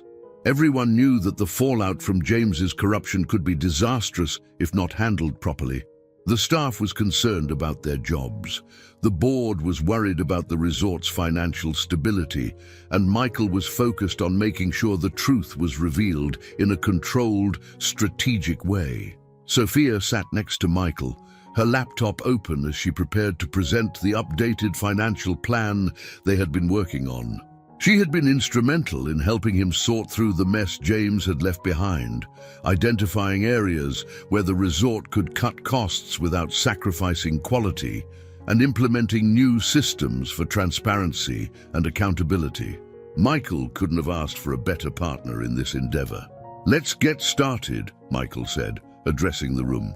"We have a lot to go over, but the main priority is stabilizing the resort's finances and regaining the trust of both the guests and the staff." Sophia stood and began her presentation, walking the board through the financial recovery plan. She detailed the changes they were making to prevent further fraud, the cost-cutting measures they were implementing to manage the resort's debts, and the long-term strategies for bringing in new business. Michael watched her as she spoke, impressed by her poise and clarity.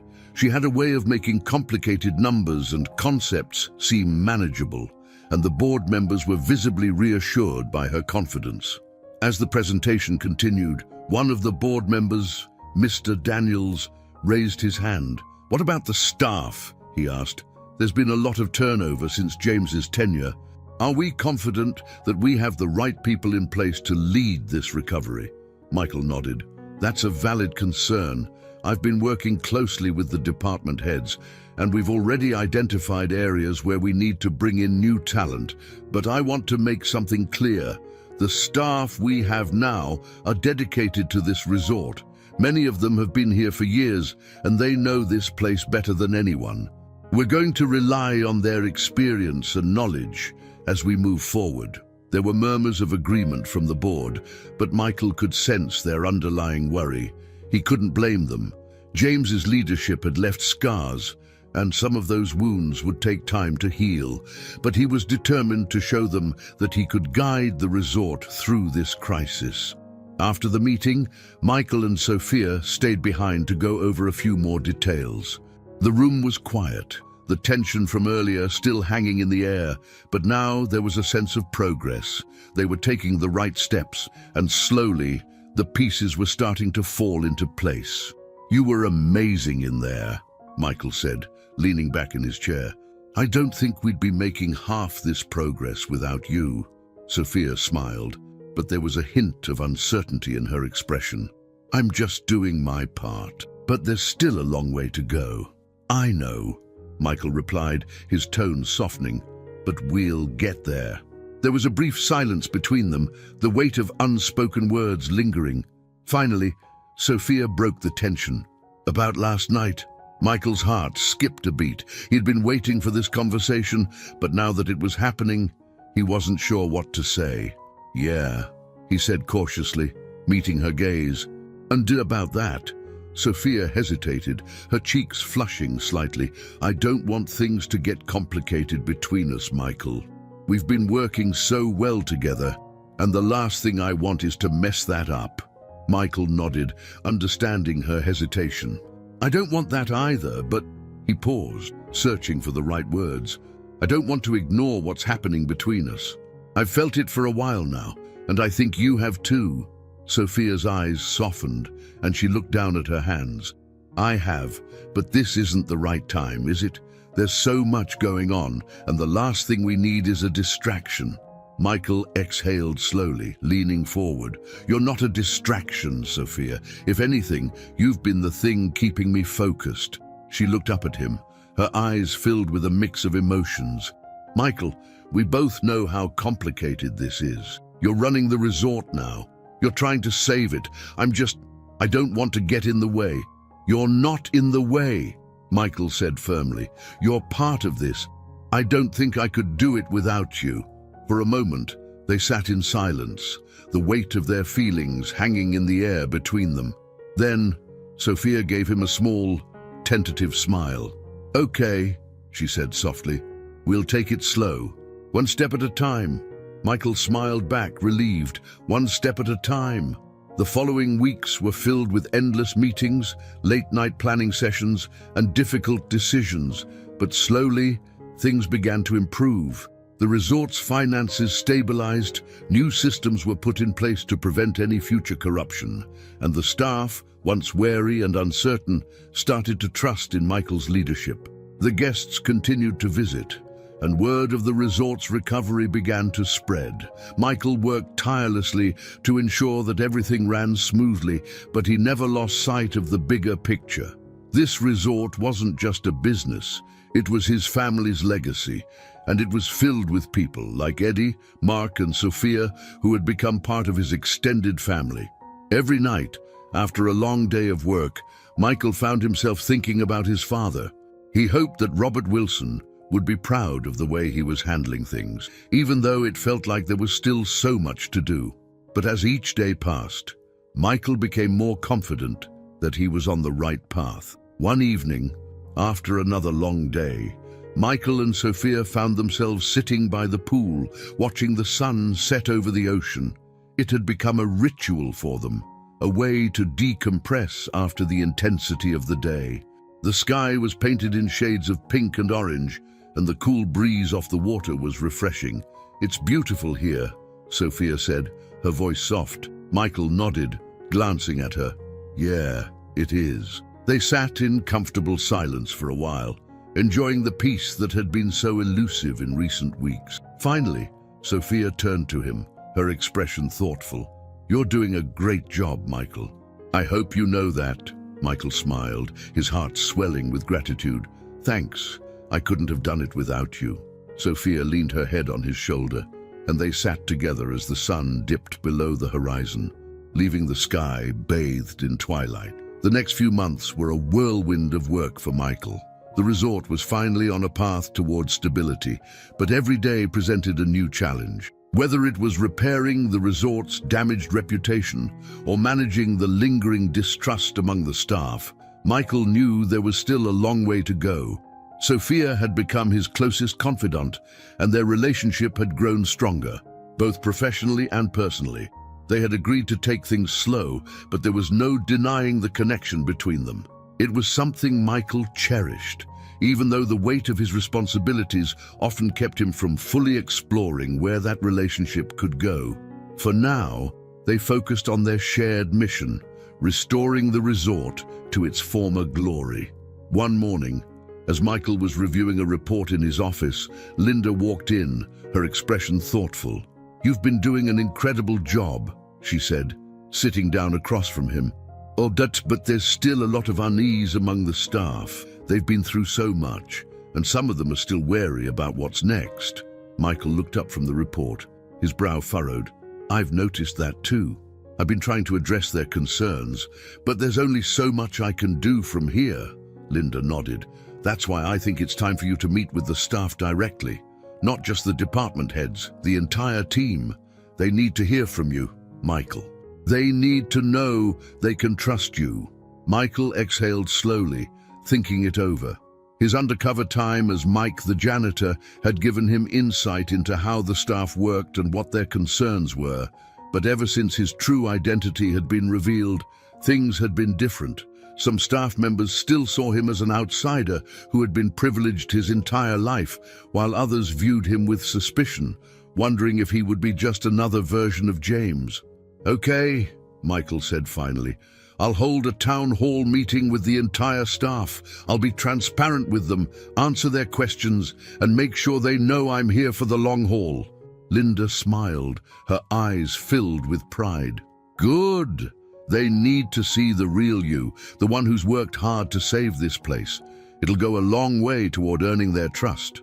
A few days later, the staff gathered in the resort's main conference room for the town hall meeting. There was an air of tension, As employees filed in, many of them whispering to each other as they took their seats, Michael stood at the front of the room, feeling the weight of their expectations pressing down on him. This was his chance to connect with them, to show them that he wasn't just the heir to the Wilson Beach Resort. He was someone who understood their struggles and was committed to making things right. As the last few employees settled into their seats, Michael stepped forward and began to speak. "Thank you all for being here today," he began, his voice steady. "I know the past few months have been difficult for everyone, and I want to acknowledge the hard work you've all done to keep this resort running despite everything that's happened." There were a few nods from the crowd, but most of the staff remained quiet, waiting to hear what he would say next. "I know that some of you are still unsure about the future. I know that trust was broken during James's time here, and that many of you were affected by his actions. I can't change what happened, but I can promise you this. Things are going to be different from now on." Michael paused, letting his words sink in. "I started here as a janitor, working alongside many of you without revealing who I really was. It wasn't easy, but it gave me a new perspective, one that I never would have had if I had simply taken over the resort without understanding how it all works from the ground up. I saw firsthand how much this place means to all of you, and I realized that the heart of this resort isn't just the guests or the luxury amenities, it's the people who work here. You are what makes this place special." There was a murmur of agreement from some of the staff, and Michael felt a spark of hope. He could sense that he was beginning to break through their skepticism. "I'm committed to rebuilding this resort, but I can't do it alone," Michael continued. "I need all of you to help me. Together, we can make this place stronger than ever before. But I want to hear from you too. I know you have questions, concerns, and ideas, and I'm here to listen." For the next hour, Michael fielded questions from the staff. Some were practical, asking about changes in management and future job security. Others were more emotional, expressing frustration and uncertainty about the changes that had already taken place. Michael answered each question honestly, admitting when he didn't have all the answers but promising to follow through. By the end of the meeting, the atmosphere in the room had shifted. There was still a long way to go, but Michael could see that many of the staff were beginning to trust him. He had taken the first step in bridging the gap between management and the employees, and that was a victory in itself. After the meeting, Michael stepped outside to get some fresh air. The sun was shining, and the warm breeze off the ocean felt like a small moment of relief after the intensity of the town hall. As he stood by the edge of the pool, watching the waves roll in, Sophia approached him. "That went well," she said, her tone light but with a hint of admiration. "I think you got through to them."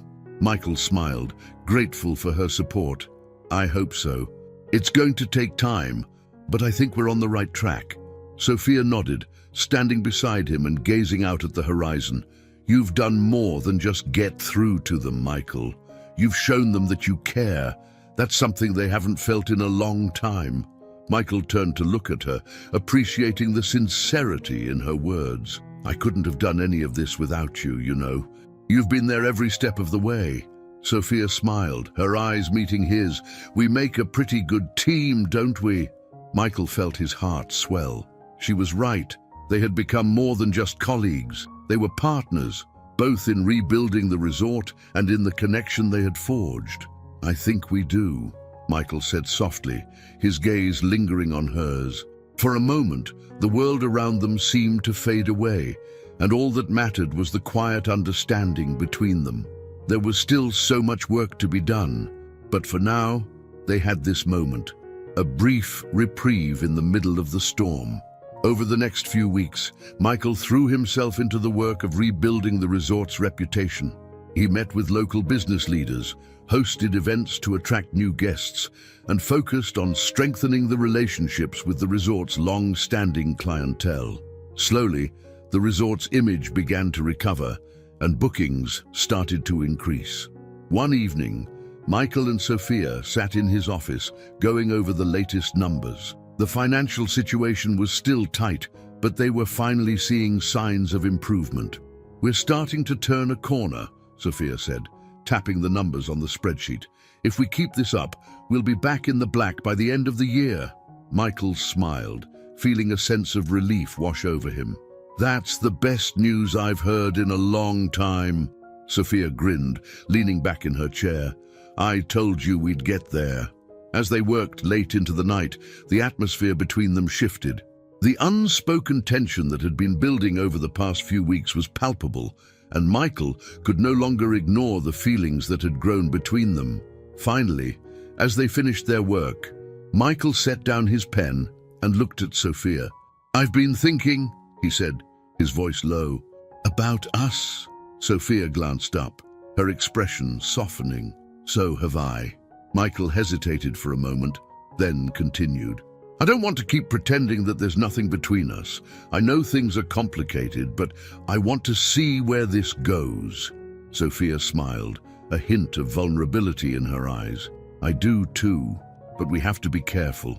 The last thing I want is for this to affect the work we're doing here." "I know," Michael said gently, "but I think we can handle it. We've handled everything else so far, haven't we?" Sophia laughed softly, her eyes shining. "Oh, I guess we have." Michael reached across the desk, taking her hand in his. "Then let's take it one step at a time. We'll figure it out." Sophia nodded, her smile widening. One step at a time. As they sat there, hands intertwined, Michael felt a sense of peace he hadn't felt in months. The road ahead was still uncertain, but for the first time in a long time, he felt like everything was going to be okay.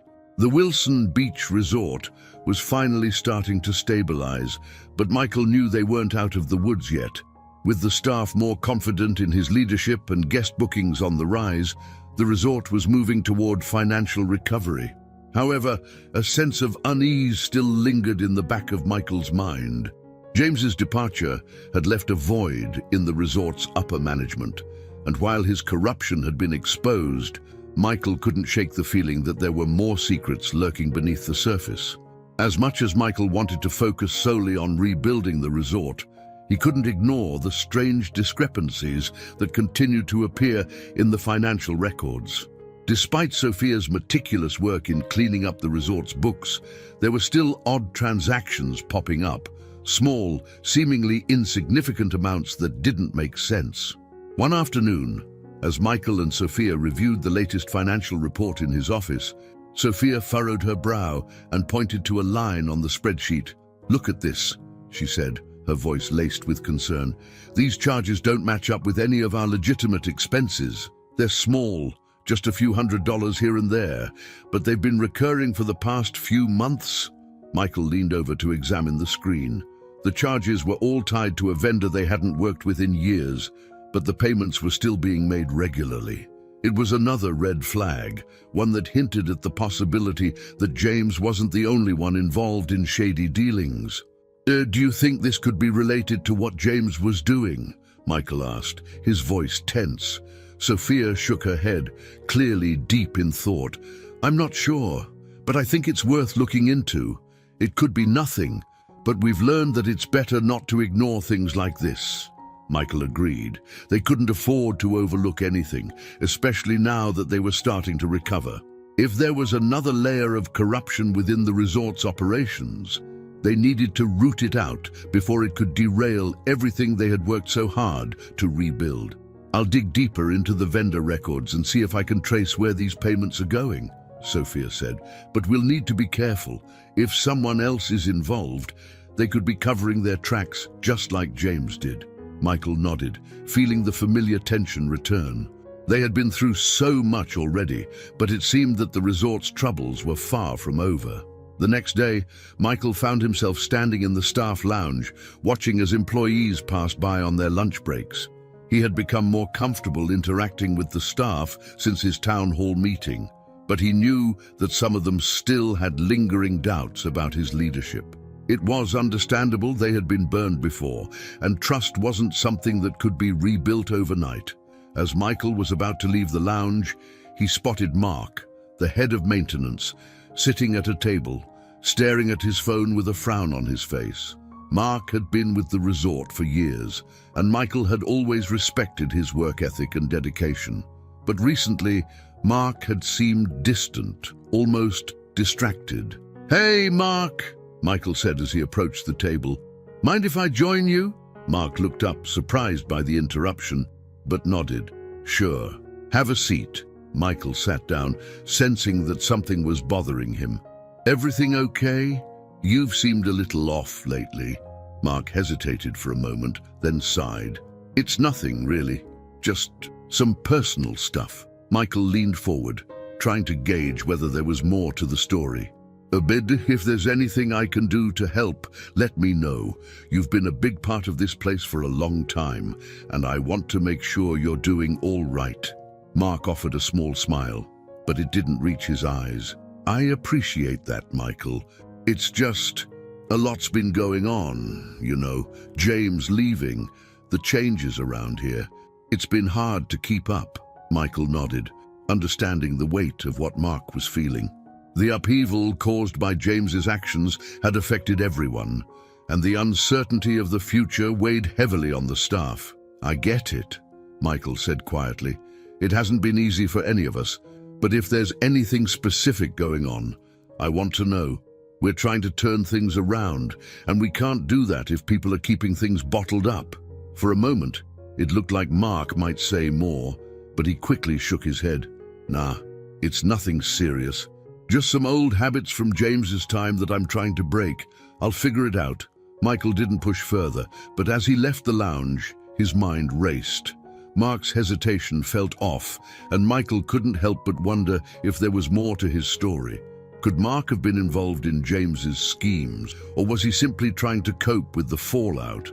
Whatever the case, Michael knew he couldn't ignore the nagging feeling that something was still wrong. That evening, after finishing his shift, Michael met with Sophia again to go over what she had found in the financial records. They sat in Michael's office, the soft glow of the desk lamp casting long shadows across the room as Sophia pulled up the latest data on her laptop.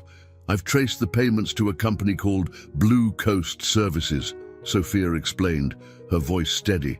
"It's a shell company. There's no real business behind it. And guess who's listed as the owner?" Michael's stomach dropped. "Let me guess, James." Sophia shook her head. "No, it's Mark." Michael stared at her, disbelief flooding through him. "Mark? That doesn't make sense.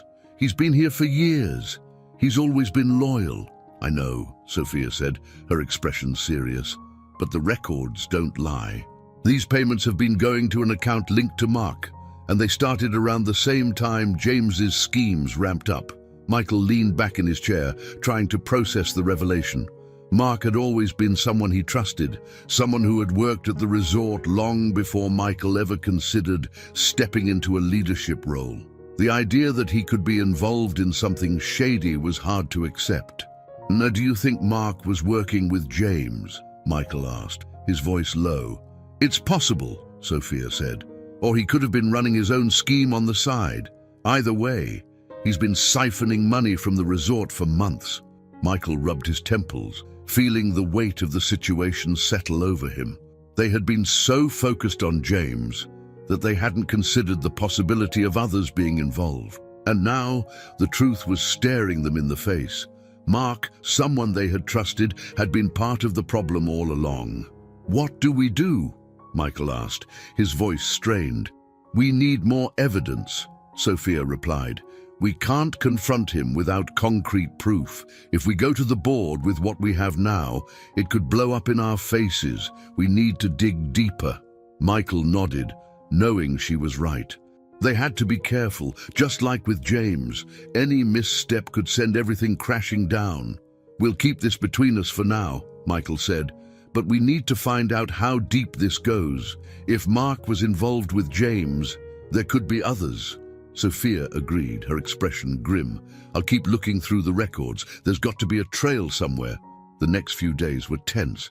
Michael went about his duties as usual, but he couldn't shake the feeling that everyone around him was keeping secrets. Mark continued to act distant, and every time Michael saw him, the weight of what they had discovered hung heavily in the air. One afternoon, as Michael was walking through the maintenance wing, he overheard a hushed conversation coming from Mark's office. He paused, his heart racing, and listened carefully.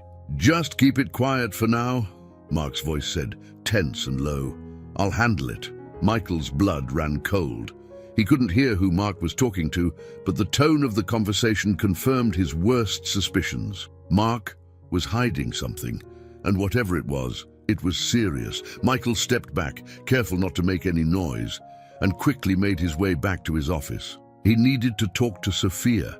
This was getting more complicated by the minute, and they couldn't afford to make a wrong move. That evening, Michael and Sophia met in the same small office where they had uncovered so much about James's schemes. This time, the stakes felt even higher. "I overheard Mark talking to someone today," Michael said, his voice tight. "He was trying to cover something up.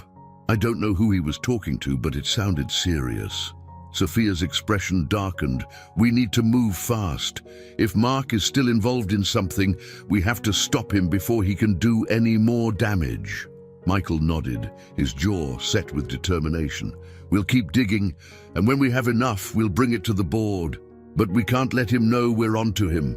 As they sat together, strategizing their next move, Michael couldn't help but feel the weight of the secrets surrounding the resort. It seemed like every time they uncovered one truth, another layer of deception revealed itself. But Michael was determined to see this through, no matter what it took. As the days passed, Michael's anxiety grew. The discovery of Mark's involvement in the mysterious payments weighed heavily on him. It felt like a betrayal, one that mirrored the same disillusionment he had felt when James's corruption came to light.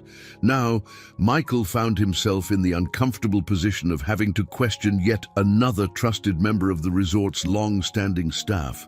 The resort had started to recover financially, but these internal issues threatened to pull them back into the same chaos they had just escaped.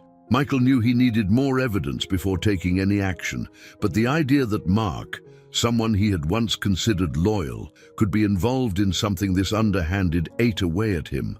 Sophia, too, was feeling the pressure. She had worked tirelessly to clean up the resort's financial mess, but now it seemed that the problems ran deeper than they initially thought. Together, they continued to investigate quietly, their partnership strengthening in the face of adversity. One evening, after another long day of meetings and paperwork, Michael sat in his office, reviewing the latest financial records Sophia had uncovered. His phone buzzed on the desk, pulling him from his thoughts. It was a message from Sophia. "Sophia, I've found something. Meet me in the back office when you can." Michael's pulse quickened as he grabbed his jacket and headed toward the small office they had used as their investigation headquarters. The hallway was quiet, the sounds of the bustling resort fading into the background as he made his way through the administrative wing. When he arrived, Sophia was already there, her laptop open in front of her, the screen displaying a series of financial records. Sophia didn't waste any time. "I found another set of payments, similar to the ones we traced to Mark's shell company. They're smaller, but they're consistent, spread out over several months, and they're going to someone else." Michael's heart sank. "Who?" Sophia hesitated before responding. "It's not someone from the resort. The payments are being routed to an outside contractor, someone who's been working on maintenance projects for us for years." Michael's mind raced. "So, Mark's been funneling money to an outside contractor. For what?" Sophia frowned, her fingers tapping the keyboard as she scrolled through the records. "Lenny, that's the thing. There's no record of any actual work being done. The payments are marked as expenses for routine maintenance. But when I cross-reference them with the maintenance logs, there's no corresponding work. It's a complete fabrication." Michael sat down heavily, the weight of this new revelation settling over him. It wasn't just Mark. They were dealing with a much bigger scheme. If Mark had been making fraudulent payments to an outside contractor, it meant he wasn't acting alone. Someone else was benefiting from this, and they were using the resort's resources to do it. "We need to figure out who's behind this," Michael said, his voice low. "If Mark's involved, there's no telling how many others are in on it." Sophia nodded. "I'll keep digging, but we're running out of time. If we don't act soon, they could cover their tracks. Michael agreed. They had to be careful, but they couldn't afford to wait much longer. The more they uncovered, the more dangerous the situation became. If they weren't careful, the entire scheme could blow up in their faces, taking the resort down with it. The next morning, Michael decided to confront Mark. He couldn't sit idly by while this corruption festered. He needed to know if Mark was involved in the fraud willingly or if there was something deeper going on. As he walked through the maintenance wing, his thoughts churned. Mark had always been one of the most dependable employees, someone Michael's father had trusted implicitly. But now, that trust was in question. Michael found Mark in the maintenance office, going over paperwork. The sight of him, sitting there as if nothing had changed, made Michael's stomach turn. "Mark," Michael said, stepping into the room. Mark looked up, surprised by Michael's sudden appearance. "Michael, what can I do for you?" Michael shut the door behind him, his expression serious. "We need to talk." Mark's brow furrowed, and he set down the papers in his hand. "About what?" Michael didn't waste time. "I know about the payments, Mark. The ones you've been funneling to Blue Coast Services." Mark's face paled, and for a moment Michael saw a flicker of panic in his eyes, but he quickly masked it, leaning back in his chair with a forced calm. "I don't know what you're talking about," Mark said, his voice tight. "Don't lie to me," Michael said, his voice firm but controlled. "We've been going through the financial records, and it's all there. You've been making fraudulent payments to a shell company. I want to know why." Mark stood up, his chair scraping against the floor. "I don't have to explain anything to you. I've been working here for years, longer than you've even been involved with this place. You don't know what it takes to run this resort." Michael stepped closer, refusing to back down. "I'm not asking you to explain. I'm telling you that this stops now. If you come clean, we can figure out a way to deal with this. But if you keep lying, it's only going to get worse." For a moment, Mark looked like he might break. His face was flushed, his hands trembling slightly as he clenched his fists. But instead of confessing, he sneered. "You think you're in charge now, don't you?" Mark said, his voice dripping with contempt. "You've always had everything handed to you, money, power, this resort. You don't understand what it's like to actually work for something." Michael's jaw tightened, but he kept his voice steady. "I understand more than you think, and I understand that what you're doing is going to destroy this place if you don't stop." Mark shook his head, his eyes hardening. "You don't know what you're talking about. I've done more for this resort than you ever will. And if you think you can take me down, you're dead wrong." With that, Mark shoved past Michael and stormed out of the office, leaving Michael standing there, the weight of the confrontation settling over him.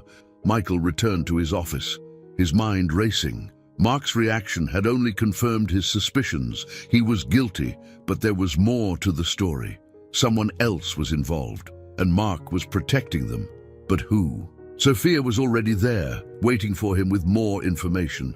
"I found something," she said as soon as Michael walked in. "The contractor Mark's been sending money to. It's not just a random company. I traced the owner back to a man named Tony Ortega. He's been listed as a contractor for several properties, but here's the thing, he's never actually done any work. It's all a front." Michael frowned. "Do we know who Ortega is?"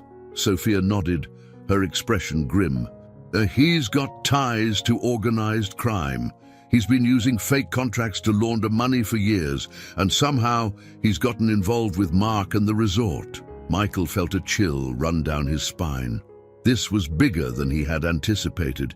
Mark wasn't just siphoning money from the resort. He was involved in something far more dangerous. If Tony Ortega was part of this, it meant they were dealing with criminals who wouldn't hesitate to protect their interests. "Do we have to stop this?" Michael said, his voice filled with urgency. "We need to gather everything we have and go to the authorities." Sophia agreed, but her expression remained tense. "We'll need to be careful. If Ortega gets wind that we're onto him, he could retaliate, and we don't know how deep this goes." Michael nodded, his mind already racing with possibilities. They had to act quickly, but they couldn't afford to make any mistakes. The stakes were higher than ever, and one wrong move could put them all in danger. That night, As Michael sat in his office, staring out at the moonlit ocean, the gravity of the situation settled over him. His father had built this resort as a place of peace, a paradise where guests could escape the world's problems. But now it had become a battleground, and Michael found himself at the center of a fight he hadn't seen coming. But he couldn't back down. He'd already lost too much: his father, his sense of security, and the trust of people he thought were loyal. He wasn't going to lose the resort too. Sophia had been right all along. They were in this together, and as long as they kept digging, they would find a way to expose the corruption and save the resort from the forces trying to tear it apart. But as the night grew darker, Michael couldn't shake the feeling that the worst was yet to come. Michael sat in his office, staring at the documents spread across his desk. The weight of everything he had uncovered was almost suffocating. Mark's involvement in the fraudulent payments and his connection to Tony Ortega had thrown Michael into a dangerous game he hadn't expected to be part of. The resort was no longer just a business to manage. It had become a battleground where he was fighting not only for the legacy his father left behind, but also for the safety of everyone involved. Sophia sat across from him, her face a mixture of determination and concern. "We're running out of time, Michael. We need to act before this gets out of control. If Ortega realizes we're onto him, he'll go into hiding, and we'll lose any chance of stopping him." Michael nodded, his mind racing. They had gathered enough evidence to go to the authorities, but something still felt off. There was more to the story, and Michael couldn't shake the feeling that Mark was hiding something bigger than just the money laundering scheme they had uncovered. "We need more information," Michael said, leaning back in his chair. "Mark's protecting someone, and I need to know who. If Ortega's involved, then this could be a lot more dangerous than we thought." Sophia's eyes narrowed as she considered his words. "You're right, but how do we get more information? Mark won't talk, and we can't exactly confront Ortega without risking everything." Michael exhaled slowly, running a hand through his hair. "We need to confront Mark again. This time, we push harder. He knows more than he's letting on, and if we don't get to the bottom of this soon, it could destroy the resort." Sophia nodded in agreement, but her eyes remained filled with worry. "Just be careful, Michael. Mark's already feeling cornered, and if we push him too far—" "I know," Michael said quietly, "but we don't have a choice." Later that evening, Michael found Mark working late in the maintenance wing. The fluorescent lights buzzed overhead, casting a harsh glow on the empty hallway as Michael approached the office. Mark was alone, hunched over a desk filled with maintenance logs, but Michael could see the tension in his posture. He knew something was coming. "Mark," Michael said as he entered the office, his voice calm but firm. Mark glanced up, his face immediately hardening when he saw Michael. "What do you want now?" Michael didn't bother with pleasantries. "We need to talk about Ortega, about the money, about everything you've been hiding." Mark stood up from his desk, his expression shifting from anger to something darker. "Fear.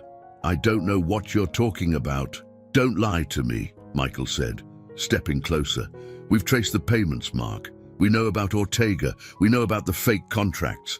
The only thing I don't understand is why you're involved." Mark's jaw tightened, and for a moment he looked like he might fight back. But then his shoulders slumped, and the anger drained from his face, replaced by something Michael hadn't expected: resignation. "You don't understand," Mark said quietly, sitting back down. "It's not what you think." "Then tell me," Michael demanded. "Tell me why you've been siphoning money from the resort. Tell me why you're working with Ortega." Mark looked up at Michael, his eyes filled with a mixture of guilt and desperation. "I didn't have a choice." Michael frowned, his suspicion growing. "What do you mean?" Mark sighed heavily, leaning forward on his desk as if the weight of the world had settled on his shoulders. "It started a few years ago. I got into some trouble, bad financial decisions. I was in over my head. And Ortega, he offered me a way out. He promised to fix everything, to make my debts disappear. All I had to do was help him move some money through the resort's accounts. At first, It was small amounts, nothing that would raise any red flags, but then it got bigger, and by the time I realized what I'd gotten myself into, it was too late. Michael stared at Mark, his mind reeling from the confession. You let Ortega use the resort to launder money? Mark nodded, his face pale. I didn't see any other way out. If I'd refused, Ortega would have come after me, and my family. I didn't want to do it, Michael, but I didn't have a choice. Michael took a deep breath, trying to process everything. He had always known there was more to Mark's involvement, but it was worse than he had imagined. Why didn't you come to me? Michael asked, his voice filled with frustration. Why didn't you tell me what was going on? Mark shook his head, his eyes filled with regret. I couldn't. Ortega has people everywhere. If I'd said anything, it would have been the end for me, and for anyone who knew about it. Michael clenched his fists, feeling a surge of anger. Ortega had used Mark, just like he had used the resort, and now they were all caught in his web of corruption. And Mark, you need to help us stop this, Michael said, his voice firm but pleading. If we go to the authorities with what we have, we can take Ortega down, but we need your cooperation. Mark hesitated, fear flickering in his eyes. You don't understand what you're asking. If Ortega finds out I've turned on him, he won't, Michael interrupted. We'll protect you, but we can't let this continue. The resort, my father's legacy, can't survive this if we don't act now. For a long moment, Mark didn't respond. He sat there, staring at the floor, the weight of his decision pressing down on him. Then, slowly, he nodded. All right, Mark said quietly. I'll help you, but we have to be careful. Ortega is dangerous, and if he even suspects we're onto him, we'll handle it, Michael assured him, feeling a glimmer of hope. Are you doing the right thing? The next morning, Michael met with Sophia to go over the details of their plan. Mark had agreed to gather more information about Ortega's operations, but they had to act quickly. Ortega was powerful, and the longer they waited, the more dangerous the situation became. Sophia looked over the latest financial records with a grim expression. We have enough to go to the authorities now, but we need to make sure we're protected. Ortega's not just some small-time criminal. If we make a move without the proper precautions, it could backfire. Michael nodded, his mind racing. We'll need to contact the police discreetly, and we'll have to do it soon. Mark's given us enough to tie Ortega to the resort, but we need to make sure we have everything in place before we confront him. Sophia's eyes met Michael's, a flicker of worry in her gaze. You're putting a lot on the line here, Michael. If this goes wrong, I know, Michael said quietly, but we don't have a choice. They had come too far to back down now. Michael had spent months fighting to save the resort, and he wasn't about to let Ortega or anyone else tear it down. But the stakes were higher than ever, and one wrong move could bring everything crashing down. That night, as Michael lay in bed, his thoughts wouldn't stop racing. The plan was in motion, but the fear of what could go wrong lingered in his mind. He thought about his father, about everything he had built, and how close they were to losing it all. But more than anything, he thought about the people who depended on the resort. The staff, the guests, and even Mark. This fight wasn't just about saving a business, it was about saving lives. As sleep finally claimed him, Michael knew one thing for sure. The next few days would determine everything. They had to stop Ortega, and they had to do it before he realized what was happening. The following day, Michael met with Mark in secret. They went over the final details of their plan, and Michael could see the fear etched on Mark's face. But there was also a sense of resolve. Mark had made his decision, and now there was no turning back. Are you sure you're ready for this? Michael asked, his voice low. Mark nodded, though his hands were trembling slightly. I don't have a choice. We have to end this. Michael clapped him on the shoulder, offering a small smile. We will, together. As Mark left, Michael stood in the quiet office, his heart pounding. This was it. Everything was riding on the next few days, and Michael could only hope that they had done enough to bring Ortega down. The following morning, the resort hummed with its usual activity, but for Michael, the air felt heavier, thick with the weight of what was about to unfold. He had spent the night preparing for the confrontation that would soon come, going over every possible scenario in his head. Today was the day they would set their plan in motion, the day they would take down Tony Ortega and expose the web of corruption that had infested his family's resort. Sophia had arranged a meeting with a trusted contact in the police department, someone who specialized in organized crime. They couldn't take any chances. Ortega was dangerous, and if they weren't careful, he could disappear before they had enough evidence to bring him down. Michael arrived at the back office, where Sophia was waiting for him. Her face was serious, her usual calm demeanor replaced with a sense of urgency. Everything's set," she said, looking up from her laptop. "I spoke with Detective Ramos this morning. He's ready to move forward, but he needs us to get Ortega on record. We need something concrete that ties him directly to the payments and the money laundering." Michael's heart raced. "So, we're going to have to get him to incriminate himself." Sophia nodded. "Mark's agreed to wear a wire. He'll meet with Ortega and get him to admit everything. Once we have that, Ramos will move in and make the arrest." Michael felt a surge of anxiety at the thought of putting Mark in that position. He knew how dangerous Ortega was, and the idea of Mark confronting him made Michael uneasy. But there was no other option. If they didn't act now, Ortega would slip away, and the resort would be left to crumble under the weight of its past mistakes.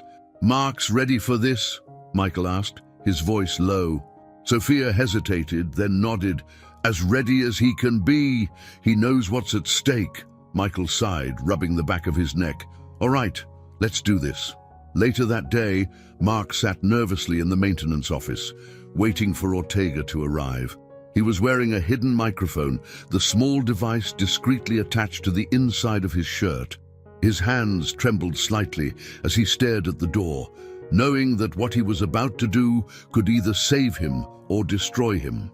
Michael and Sophia watched the live feed from a remote location, their hearts pounding as they listened to the tension in Mark's voice. Detective Ramos and his team were stationed nearby, ready to move in the moment Ortega incriminated himself. As the minutes ticked by, the room seemed to grow colder, the weight of the operation pressing down on everyone involved. Michael couldn't shake the sense of dread that something would go wrong, that Ortega would sense the trap and escape before they could act. Finally, the door to the maintenance office creaked open, and Ortega stepped inside. He was tall and imposing, his presence commanding the room. He glanced around, his sharp eyes scanning the space before his gaze settled on Mark. "You called for me?" Ortega said, his voice smooth but laced with menace. Mark swallowed hard, trying to steady his breathing. "Yeah, we need to talk. There's a problem with the payments." Ortega raised an eyebrow, stepping closer to Mark. "A problem?" Mark nodded, his hands shaking slightly as he forced himself to stay calm. "People are asking questions. Michael's been looking into the finances, and he's starting to connect the dots. If we don't do something soon, he's going to figure it all out." Ortega's eyes darkened, and he leaned in closer, his voice low and threatening. "I told you to keep things under control, Mark. If he finds out about the money, you're the one who's going to pay for it." Michael listened intently from the remote feed, his fists clenched as he watched the scene unfold. He could hear the fear in Mark's voice, and it made his stomach churn. "I've done everything I can," Mark said, his voice trembling. "But Michael's not backing down. He's too close. We need to shut this down, or it's all going to blow up in our faces." Ortega's lips curled into a sneer, and he crossed his arms over his chest. "You think I'm just going to walk away because some spoiled rich kid is asking questions? You're in this, Mark. You made your choices. Now you deal with the consequences." Mark's breathing quickened, and he stammered, I didn't sign up for this. You promised me you'd keep me out of it, but now Michael's onto us, and if he takes this to the authorities, we're all screwed." Ortega's expression shifted, a cold smile spreading across his face. "You think Michael's the problem. You're the one who's weak, Mark. You couldn't handle the pressure, and now you're panicking. If you want to keep your head, you'd better get control of the situation. Otherwise..." Ortega didn't finish the sentence, but the threat hung in the air like a dark cloud. Mark looked down, his hands trembling as he realized how deep he was in. Michael's heart pounded as he listened to the conversation. They were so close to getting Ortega to incriminate himself, but it felt like a razor's edge. One wrong word, and everything could fall apart. Mark swallowed hard and spoke again, his voice shaky but determined. "I need to know what the next step is. If we're going to keep this quiet, I need your assurance that I'm protected. I won't go down alone." Ortega chuckled darkly, stepping even closer to Mark. "You're already in too deep. You think there's a way out of this. You're part of the operation now. You're part of the money laundering, part of the whole damn thing. If you want to stay out of prison, you do exactly what I tell you." There it was, the confession they needed. Ortega had finally admitted to the scheme, and Michael could feel the tension in the room shift as Detective Ramos and his team prepared to move in. Mark took a deep breath, knowing the end was near. "So, you admit it. You've been using the resort to launder money." Ortega sneered. "Of course I have.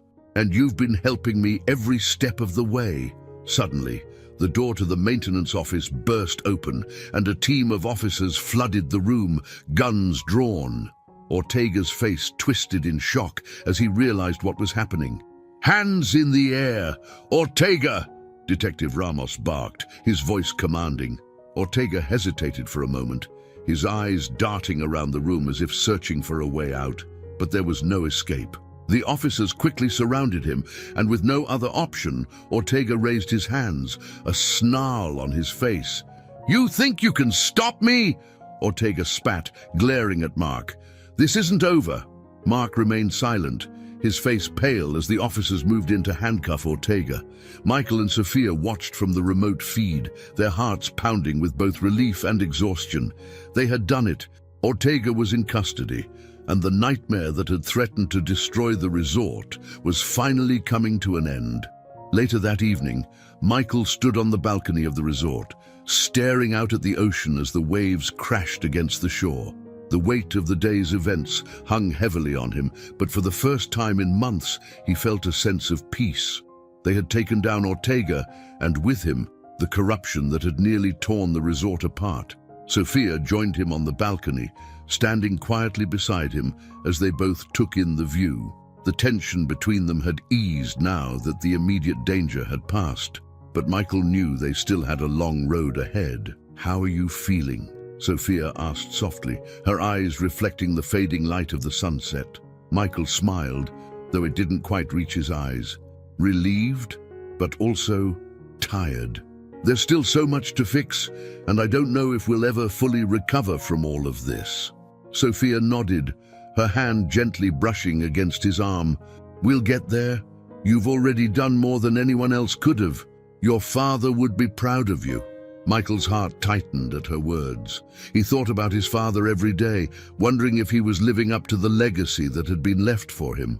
But as he stood there with Sophia by his side, he realized that maybe, just maybe, he was finally on the right path. "Thanks," he said quietly, turning to look at her.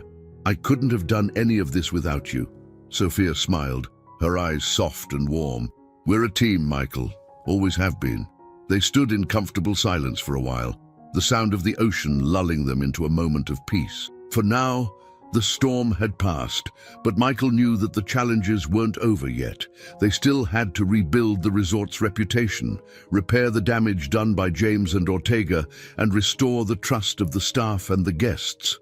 But as long as they faced it together, Michael was confident that they could overcome whatever came next. With Tony Ortega behind bars and the immediate threat to the resort neutralized, Michael felt the first true sense of relief in what seemed like months. The sting operation had gone off without a hitch, and Ortega's arrest was the final piece needed to start rebuilding not only the resort's integrity, but also the trust of the staff and guests. However, the work was far from over.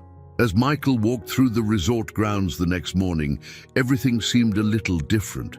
The sun shone a little brighter, the ocean breeze felt a little lighter, and for the first time in a long while, he wasn't looking over his shoulder.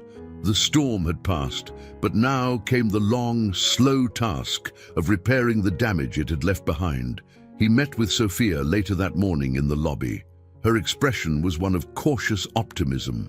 Although the worst of their problems seemed to be over, there were still financials to fix, reputations to rebuild, and a resort to manage. "We did it," Michael said with a soft smile, running a hand through his hair as they stood by the large windows overlooking the pool. "I mean, we actually pulled it off." Sophia grinned back at him, though the weariness of the past few weeks still clung to her features. "I knew we would. I just didn't think it would take so much out of us." Michael chuckled. "I don't think I've had a good night's sleep in months." Sophia's smile faded slightly as she leaned closer, her voice lowering. "But we can't relax too much. The resort's reputation took a serious hit. Word's already gotten out about Ortega and James. Some of the long-time guests are worried, and there are still financial issues we haven't fully addressed." Michael nodded, sobering at her words. "You're right. The fallout from all of this could still hurt us if we don't handle it carefully. We need to get ahead of it." They had managed to keep the worst of the resort's problems under wraps, but rumors spread quickly, and Michael knew that if they didn't control the narrative, the situation could spiral out of their control. The media had already started sniffing around, and though the police had kept the details of Ortega's arrest confidential, it wouldn't be long before people started asking questions. "We need to make a public statement," Michael said, his tone decisive. "We'll address the guests directly, reassure them that the resort is still the paradise it's always been, and let them know that we're taking steps to ensure nothing like this ever happens again." Sophia agreed. "That's a good start. But we also need to rebuild internally. The staff has been through a lot. They've lost trust in management, and some of them are still worried about their jobs." Michael sighed. He knew she was right. "We'll hold another staff meeting. This time, I'll be even more transparent about what happened and what our plan is moving forward." Sophia smiled, her eyes softening. "You're doing the right thing, Michael. It's not going to be easy, but you've shown everyone here that you're in it for the long haul." That afternoon, Michael stood in front of the staff once again, this time with a clearer sense of purpose. The employees gathered in the conference room, their expressions a mixture of curiosity, relief, and concern. They had been through so much over the past few months. Many of them had faced uncertainty about their jobs, the future of the resort, and whether or not they could trust the leadership. Michael took a deep breath and began to speak. "I know the last few months have been hard for all of us," he said, his voice steady but filled with sincerity. "There have been moments when it felt like everything was falling apart, and I know many of you have wondered what's going to happen next." There were murmurs of agreement from the staff, and Michael could feel their eyes on him, waiting for him to deliver something they could hold on to. "But I want you to know that we're not going anywhere," Michael continued, his voice growing stronger. "This resort has been through a lot, but it's still standing, and that's because of all of you. You are the heart of this place, and without your dedication and hard work, we wouldn't have made it through this storm." He paused, letting his words sink in. The room was silent, but Michael could feel the tension slowly easing. "I know there's still uncertainty," he said, his tone softening, "but I want to be as transparent as possible with all of you. The issues with James and Ortega are being dealt with, and we've taken steps to make sure nothing like this ever happens again. But it's going to take time to rebuild. There are going to be challenges, and I can't promise that it will be easy. But I can promise you this. I'm committed to making this place better than it's ever been, and I'm committed to all of you." There was a ripple of quiet murmurs, and for the first time, Michael saw something he hadn't seen in a long time: hope. After the meeting, several employees came up to him, thanking him for his honesty and expressing their support. The staff was beginning to trust him again, and that was the first step toward healing. In the days that followed, Michael worked tirelessly to address the concerns of both the staff and the guests. He held meetings with the resort's department heads, reorganizing the leadership structure to ensure transparency and accountability. He worked closely with Linda, his mother, to rebuild the resort's reputation among its loyal clientele, and he consulted with public relations experts to handle the inevitable media attention that would come once the full story of Ortega's arrest was revealed. One evening, after a particularly long day, Michael sat in his office, reviewing the resort's latest financials. The numbers were slowly improving, but there was still a lot of work to be done. As he stared at the spreadsheets, his phone buzzed with a message.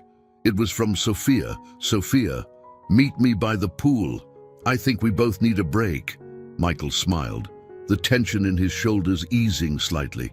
He needed that break more than he realized. When Michael arrived at the pool, the sun was beginning to set, casting a warm golden glow over the water. Sophia was sitting on one of the lounge chairs, her shoes off and her feet dangling in the pool. She smiled when she saw him approach. "Hey," she said, her voice soft and warm. "I figured we deserved at least a few minutes of peace." Michael chuckled, sitting down beside her. "I think you're right." They sat in comfortable silence for a while, the sounds of the resort fading into the background as they watched the sun dip below the horizon. For the first time in weeks, Michael felt a sense of calm wash over him. "You've done an amazing job, you know," Sophia said after a few moments, her voice filled with admiration. "You've turned this place around. Your father would be proud." Michael's heart tightened at her words. He had thought about his father every day since the beginning of this ordeal, wondering if he was making the right decisions, if he was living up to the legacy his father had left behind.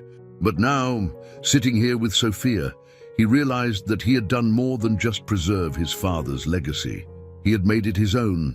"Thank you," Michael said quietly, his eyes meeting hers. "I couldn't have done any of this without you, Sophia. You've been my rock through all of this." Sophia smiled, her eyes softening. "We make a pretty good team." Michael looked at her for a long moment, the weight of everything they had been through settling between them. They had faced so much together: betrayal, corruption, danger, and through it all their bond had only grown stronger. Without thinking, Michael reached for her hand, his fingers gently brushing against hers. Sophia didn't pull away.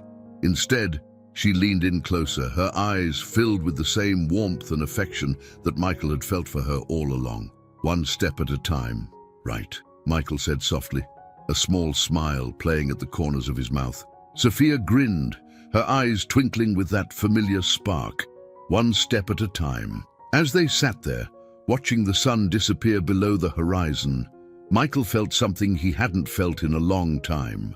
Hope. The worst was behind them, and now, with Sophia by his side, he could finally look toward the future. The resort wasn't just a place of business anymore. It was home, and together they would rebuild it into something stronger, something better than it had ever been before. Michael stood on the balcony of the resort's main building, watching as the early morning sun bathed the landscape in warm light. The ocean stretched out before him, calm and peaceful, a stark contrast to the chaos that had nearly torn the resort apart in recent months. But now, there was a sense of renewal in the air. They had weathered the storm, and though the road ahead was still uncertain, Michael could feel that they were finally on solid ground. With Tony Ortega behind bars and the corruption exposed, Michael had been able to turn his full attention to the resort. The staff had rallied behind him, working together to rebuild the sense of trust and community that had been lost. The guests, once hesitant, were slowly returning, drawn by the promise of a fresh start and the assurance that the resort was back in capable hands. It wasn't just about fixing the financials or restoring the resort's reputation anymore. It was about something deeper, honoring his father's legacy while forging his own path. Michael had come to understand that he wasn't just running a business, he was leading a family. The people who worked at the resort, the guests who had come to know it as a second home, they were all part of something much bigger than profits and numbers on a spreadsheet. As he stood there, lost in thought, his phone buzzed in his pocket. It was a message from Sophia. "Sophia, are you ready for today? Big meeting coming up." Michael smiled to himself. Today was a critical day for the resort. He and Linda had arranged a meeting with several key investors, people who had supported the resort for years but had pulled back during the recent scandal. It was time to bring them back on board, to show them that the resort was stronger than ever, and that their trust in the Wilson family was not misplaced. Michael typed a quick response. "Michael, I'm ready. Thanks for always being in my corner." The meeting was set for mid-morning, and by the time Michael arrived at the conference room, Linda was already there, going over the final details. She looked as calm and composed as ever, but Michael could see the determination in her eyes. His mother had been through so much, losing her husband, dealing with the betrayal of James, and now helping Michael guide the resort through its darkest days. But through it all, she had remained a pillar of strength. "Are you ready for this?" Linda asked, looking up from her notes. Michael nodded, feeling more confident than he had in a long time. "We've got this." One by one, the investors arrived, taking their seats around the large table. Michael greeted each of them with a firm handshake and a warm smile, knowing that their support was crucial to the resort's continued recovery. As they settled in, Michael and Linda began their presentation, outlining the steps they had taken to stabilize the resort and the plans they had for the future. Sophia had helped prepare the financial reports, and as Michael went through the numbers, he could see the investors nodding in approval. They had cut costs without sacrificing quality, increased transparency in their operations, and implemented new systems to ensure that the mistakes of the past would never be repeated. But more than the numbers, it was Michael's passion for the resort that seemed to resonate with the investors. He spoke from the heart, sharing his vision for the future and his commitment to the people who made the resort what it was. "In this resort isn't just a business," Michael said, his voice steady but filled with emotion. "It's a family. It's a place where people come to escape, to relax, and to create memories. My father built this resort on trust, and I intend to honor that legacy by making it even better than it was before, but I can't do it alone. I need your support. Together, we can take this resort to new heights." When Michael finished speaking, the room was quiet for a moment. Then one of the senior investors, Mr. Harrington, stood up, a thoughtful expression on his face. "You've done an impressive job, Michael," Harrington said, his voice carrying a weight of authority. "We were concerned about the direction the resort was heading, but it's clear that you've taken control of the situation. I believe in what you're doing here, and I think I speak for the rest of us when I say that we're willing to stand by you." There were murmurs of agreement from the other investors, and Michael felt a wave of relief wash over him. They had done it. The investors were back on board, and with their support, the resort's future was secure. After the meeting, Michael stepped outside to get some fresh air. The weight of the past few months felt lighter now, and for the first time in a long time, he could see a clear path forward. As he stood by the pool, watching the guests enjoy the warm afternoon sun, he felt a hand on his shoulder. It was Sophia. "You did it," she said, her voice soft but filled with pride. "They're back on board." Michael smiled, turning to face her. "We did it. I couldn't have done any of this without you." Sophia shrugged modestly. "I just crunched the numbers. You're the one who convinced them to stay." Michael shook his head. "It was more than that, Sophia. You've been with me every step of the way. You've believed in me when I didn't even believe in myself." There was a moment of quiet between them, and then Sophia smiled, her eyes shining. "I always believed in you, Michael.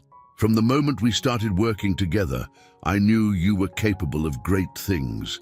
Michael's heart swelled with gratitude and something deeper, something that had been growing between them for a long time. He stepped closer, his hand gently brushing against hers. "Sophia," he began, his voice low, "I've been thinking a lot about everything we've been through together. I don't just want you by my side as my partner at the resort. I want you by my side, period." Sophia's eyes widened slightly, and for a moment she looked surprised, but then her expression softened, and she stepped closer to him, her hand sliding into his. "Are you saying what I think you're saying?" she asked, a teasing smile playing on her lips. Michael chuckled, feeling his nerves melt away. Yeah, I think I am. Before he could say anything more, Sophia closed the distance between them, her lips meeting his in a soft, gentle kiss. It was a moment of pure connection, one that had been building for so long, and as they pulled apart, Michael could see the same feelings reflected in her eyes. "I've been waiting for you to say that," Sophia said with a grin.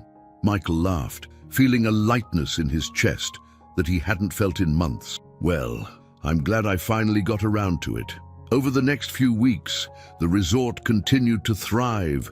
The staff was more motivated than ever, the guests were returning in droves, and the investors were fully committed to supporting Michael's vision for the future. But it wasn't just the resort that had transformed. Michael had changed too. He had started this journey with doubts and fears, unsure if he was capable of living up to his father's legacy. But now he realized that he didn't need to live in his father's shadow. He had forged his own path, building something new while honoring what had come before. And with Sophia by his side, he knew that the future was bright. One evening, as the sun dipped below the horizon, casting a warm glow over the resort, Michael stood on the balcony of his office, watching the waves roll in. Sophia joined him, leaning against the railing as they took in the view together. "Did you ever think about what your dad would say if he could see you now?" Sophia asked quietly, her voice soft in the evening air. Michael smiled, his heart full. "Yeah, I think he'd be proud. But more than that, I think he'd be happy that we didn't give up." Sophia nodded, her hand slipping into his. "You've built something incredible here, Michael. And this is just the beginning." Michael looked out at the horizon, the endless possibilities stretching out before him. The resort was more than just a business. It was a legacy, a home, and a place of hope. And with everything they had been through, Michael knew one thing for sure: they were ready for whatever came next. The days leading up to the grand reopening of the Wilson Beach Resort had been a whirlwind of activity. Preparations were in full swing as the staff worked tirelessly to ensure everything was perfect for the event that would mark a new chapter for the resort. For Michael, it was more than just a reopening. It was the culmination of months of hard work, sacrifice, and determination to restore the legacy his father had built. The sun was setting on the day of the celebration, casting a warm orange glow over the resort's manicured gardens and pristine beach. The scene was nothing short of picturesque, and as Michael walked through the grounds, greeting guests and staff, he felt a deep sense of pride. This moment wasn't just about the business. It was about everyone who had come together to rebuild something stronger, more resilient than it had ever been before. At the center of it all was Sophia, who had been by Michael's side throughout the entire journey. She had become more than just a business partner. She was his confidant, his biggest supporter, and now his partner in life. As the evening drew closer to the celebration, Michael found her by the pool, talking with a few guests who had arrived early. When their eyes met, she smiled and excused herself from the conversation to join him. "You ready for this?" Sophia asked, her eyes sparkling in the fading light. Michael chuckled, "As ready as I'll ever be. But honestly, I couldn't have done any of this without you." Sophia gave him a playful nudge. "Stop giving me all the credit. You're the one who's made this place what it is today." Michael smiled, though his expression softened with sincerity. "We did this together, I mean it." Sophia's smile faltered for just a moment, her eyes filling with emotion. "I know, and I couldn't be more proud of what we've accomplished." As the evening wore on, the grand reopening officially began. The resort was filled with the sound of music, laughter, and the clinking of champagne glasses. Guests mingled on the lawn, enjoying the carefully prepared hors d'oeuvres and the stunning view of the ocean. Michael moved through the crowd with Sophia by his side, greeting familiar faces and thanking everyone for their support. Linda, Michael's mother, stood near the entrance, her eyes shining with pride as she watched her son take on the role of leader with the same grace and determination that his father had once embodied. She had been a quiet but steadfast presence throughout the rebuilding process, guiding Michael when he needed it most and giving him the space to find his own path. When Michael finally made his way to her, they shared a quiet moment together, looking out at the resort. "God, your father would have loved this," Linda said softly, her voice filled with warmth. "He always believed this place was more than just a business. It was a sanctuary, a place where people could come to find peace." Michael nodded, his heart swelling with emotion. "That's what I want it to be too, for everyone, guests, staff, all of us." Linda smiled, reaching out to gently squeeze his arm. "You've done him proud, Michael, and you've made your own mark here. This resort isn't just your father's legacy anymore, it's yours too." Michael swallowed the lump in his throat, feeling the weight of her words. He had spent so much of his time trying to live up to his father's expectations, but now, standing here with his mother, he realized that he had created something uniquely his own. His father's influence would always be part of the resort, but Michael had taken the reins and led the way into a new era. Later that evening, Michael took the stage to address the crowd. The guests gathered around, their faces filled with anticipation as the music quieted. The moment felt surreal, standing there with so many eyes on him, knowing that they were all here to celebrate what the resort had become under his leadership. He cleared his throat, the microphone in his hand feeling heavier than usual. But as he looked out at the crowd, at Linda, Sophia, and the staff who had become his family, his nerves melted away. "Thank you all for being here tonight," Michael began, his voice carrying through the warm evening air. "This resort has been through a lot over the past year. We faced challenges we never could have predicted, and there were moments when I wasn't sure we'd make it. But here we are." There were murmurs of agreement from the crowd, and Michael smiled, feeling a surge of confidence. "I took over this resort after my father passed, and at first, I wasn't sure if I was the right person for the job. I doubted myself, and I doubted whether I could live up to his legacy, but I've learned something important over the past few months. It's not about living up to someone else's expectations. It's about creating something new. Something that reflects who you are and what you believe in." Michael's eyes scanned the crowd, pausing briefly on Sophia, whose smile gave him the strength to continue. "I didn't do this alone," he said, his voice growing more emotional. "This resort has always been about the people, the staff, the guests, the community we've built here. That's what makes this place special. And I'm incredibly proud of what we've accomplished together." The crowd erupted into applause, and Michael felt a wave of gratitude wash over him. This wasn't just his moment. It belonged to everyone who had stood by him and believed in the vision for a brighter future. When the applause died down, Michael continued, "Tonight, we're not just celebrating a reopening. We're celebrating a new beginning, a fresh start for this resort and for all of us. We've come through the storm, and now it's time to look ahead, to build something even greater than what came before." With that, the celebration truly began. The music picked up again, and the guests resumed their conversations, toasting to the future of the resort. As the evening wound down, Michael found a quiet spot near the edge of the beach, away from the festivities.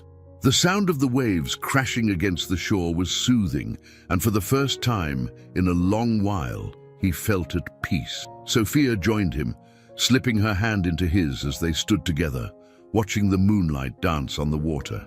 "You did it," Sophia said softly, resting her head on his shoulder. "You brought this place back to life." Michael smiled, leaning into her warmth. "We did it. Together." For a moment, they stood in comfortable silence, the weight of the world finally lifting from their shoulders. They had faced so many challenges, but in the end, they had come out stronger, both as individuals and as partners. "What happens next?" Sophia asked, her voice filled with curiosity. Michael chuckled, glancing down at her. "Well, I was thinking we could start by taking a real vacation. No work, no stress, just us." Sophia laughed. The sound light and carefree. That sounds perfect. As they stood there, watching the waves roll in and out, Michael realized that the future was wide open. There would be more challenges, of course, there always were, but for now, he was content. He had rebuilt the resort, restored the legacy his father had left behind, and found love along the way. The Wilson Beach Resort wasn't just a place to him anymore, it was home. I hope you enjoyed today's story. Subscribe to the channel so you don't miss more stories like this. Leave a like and comment below what you thought of the story. See you in the next video.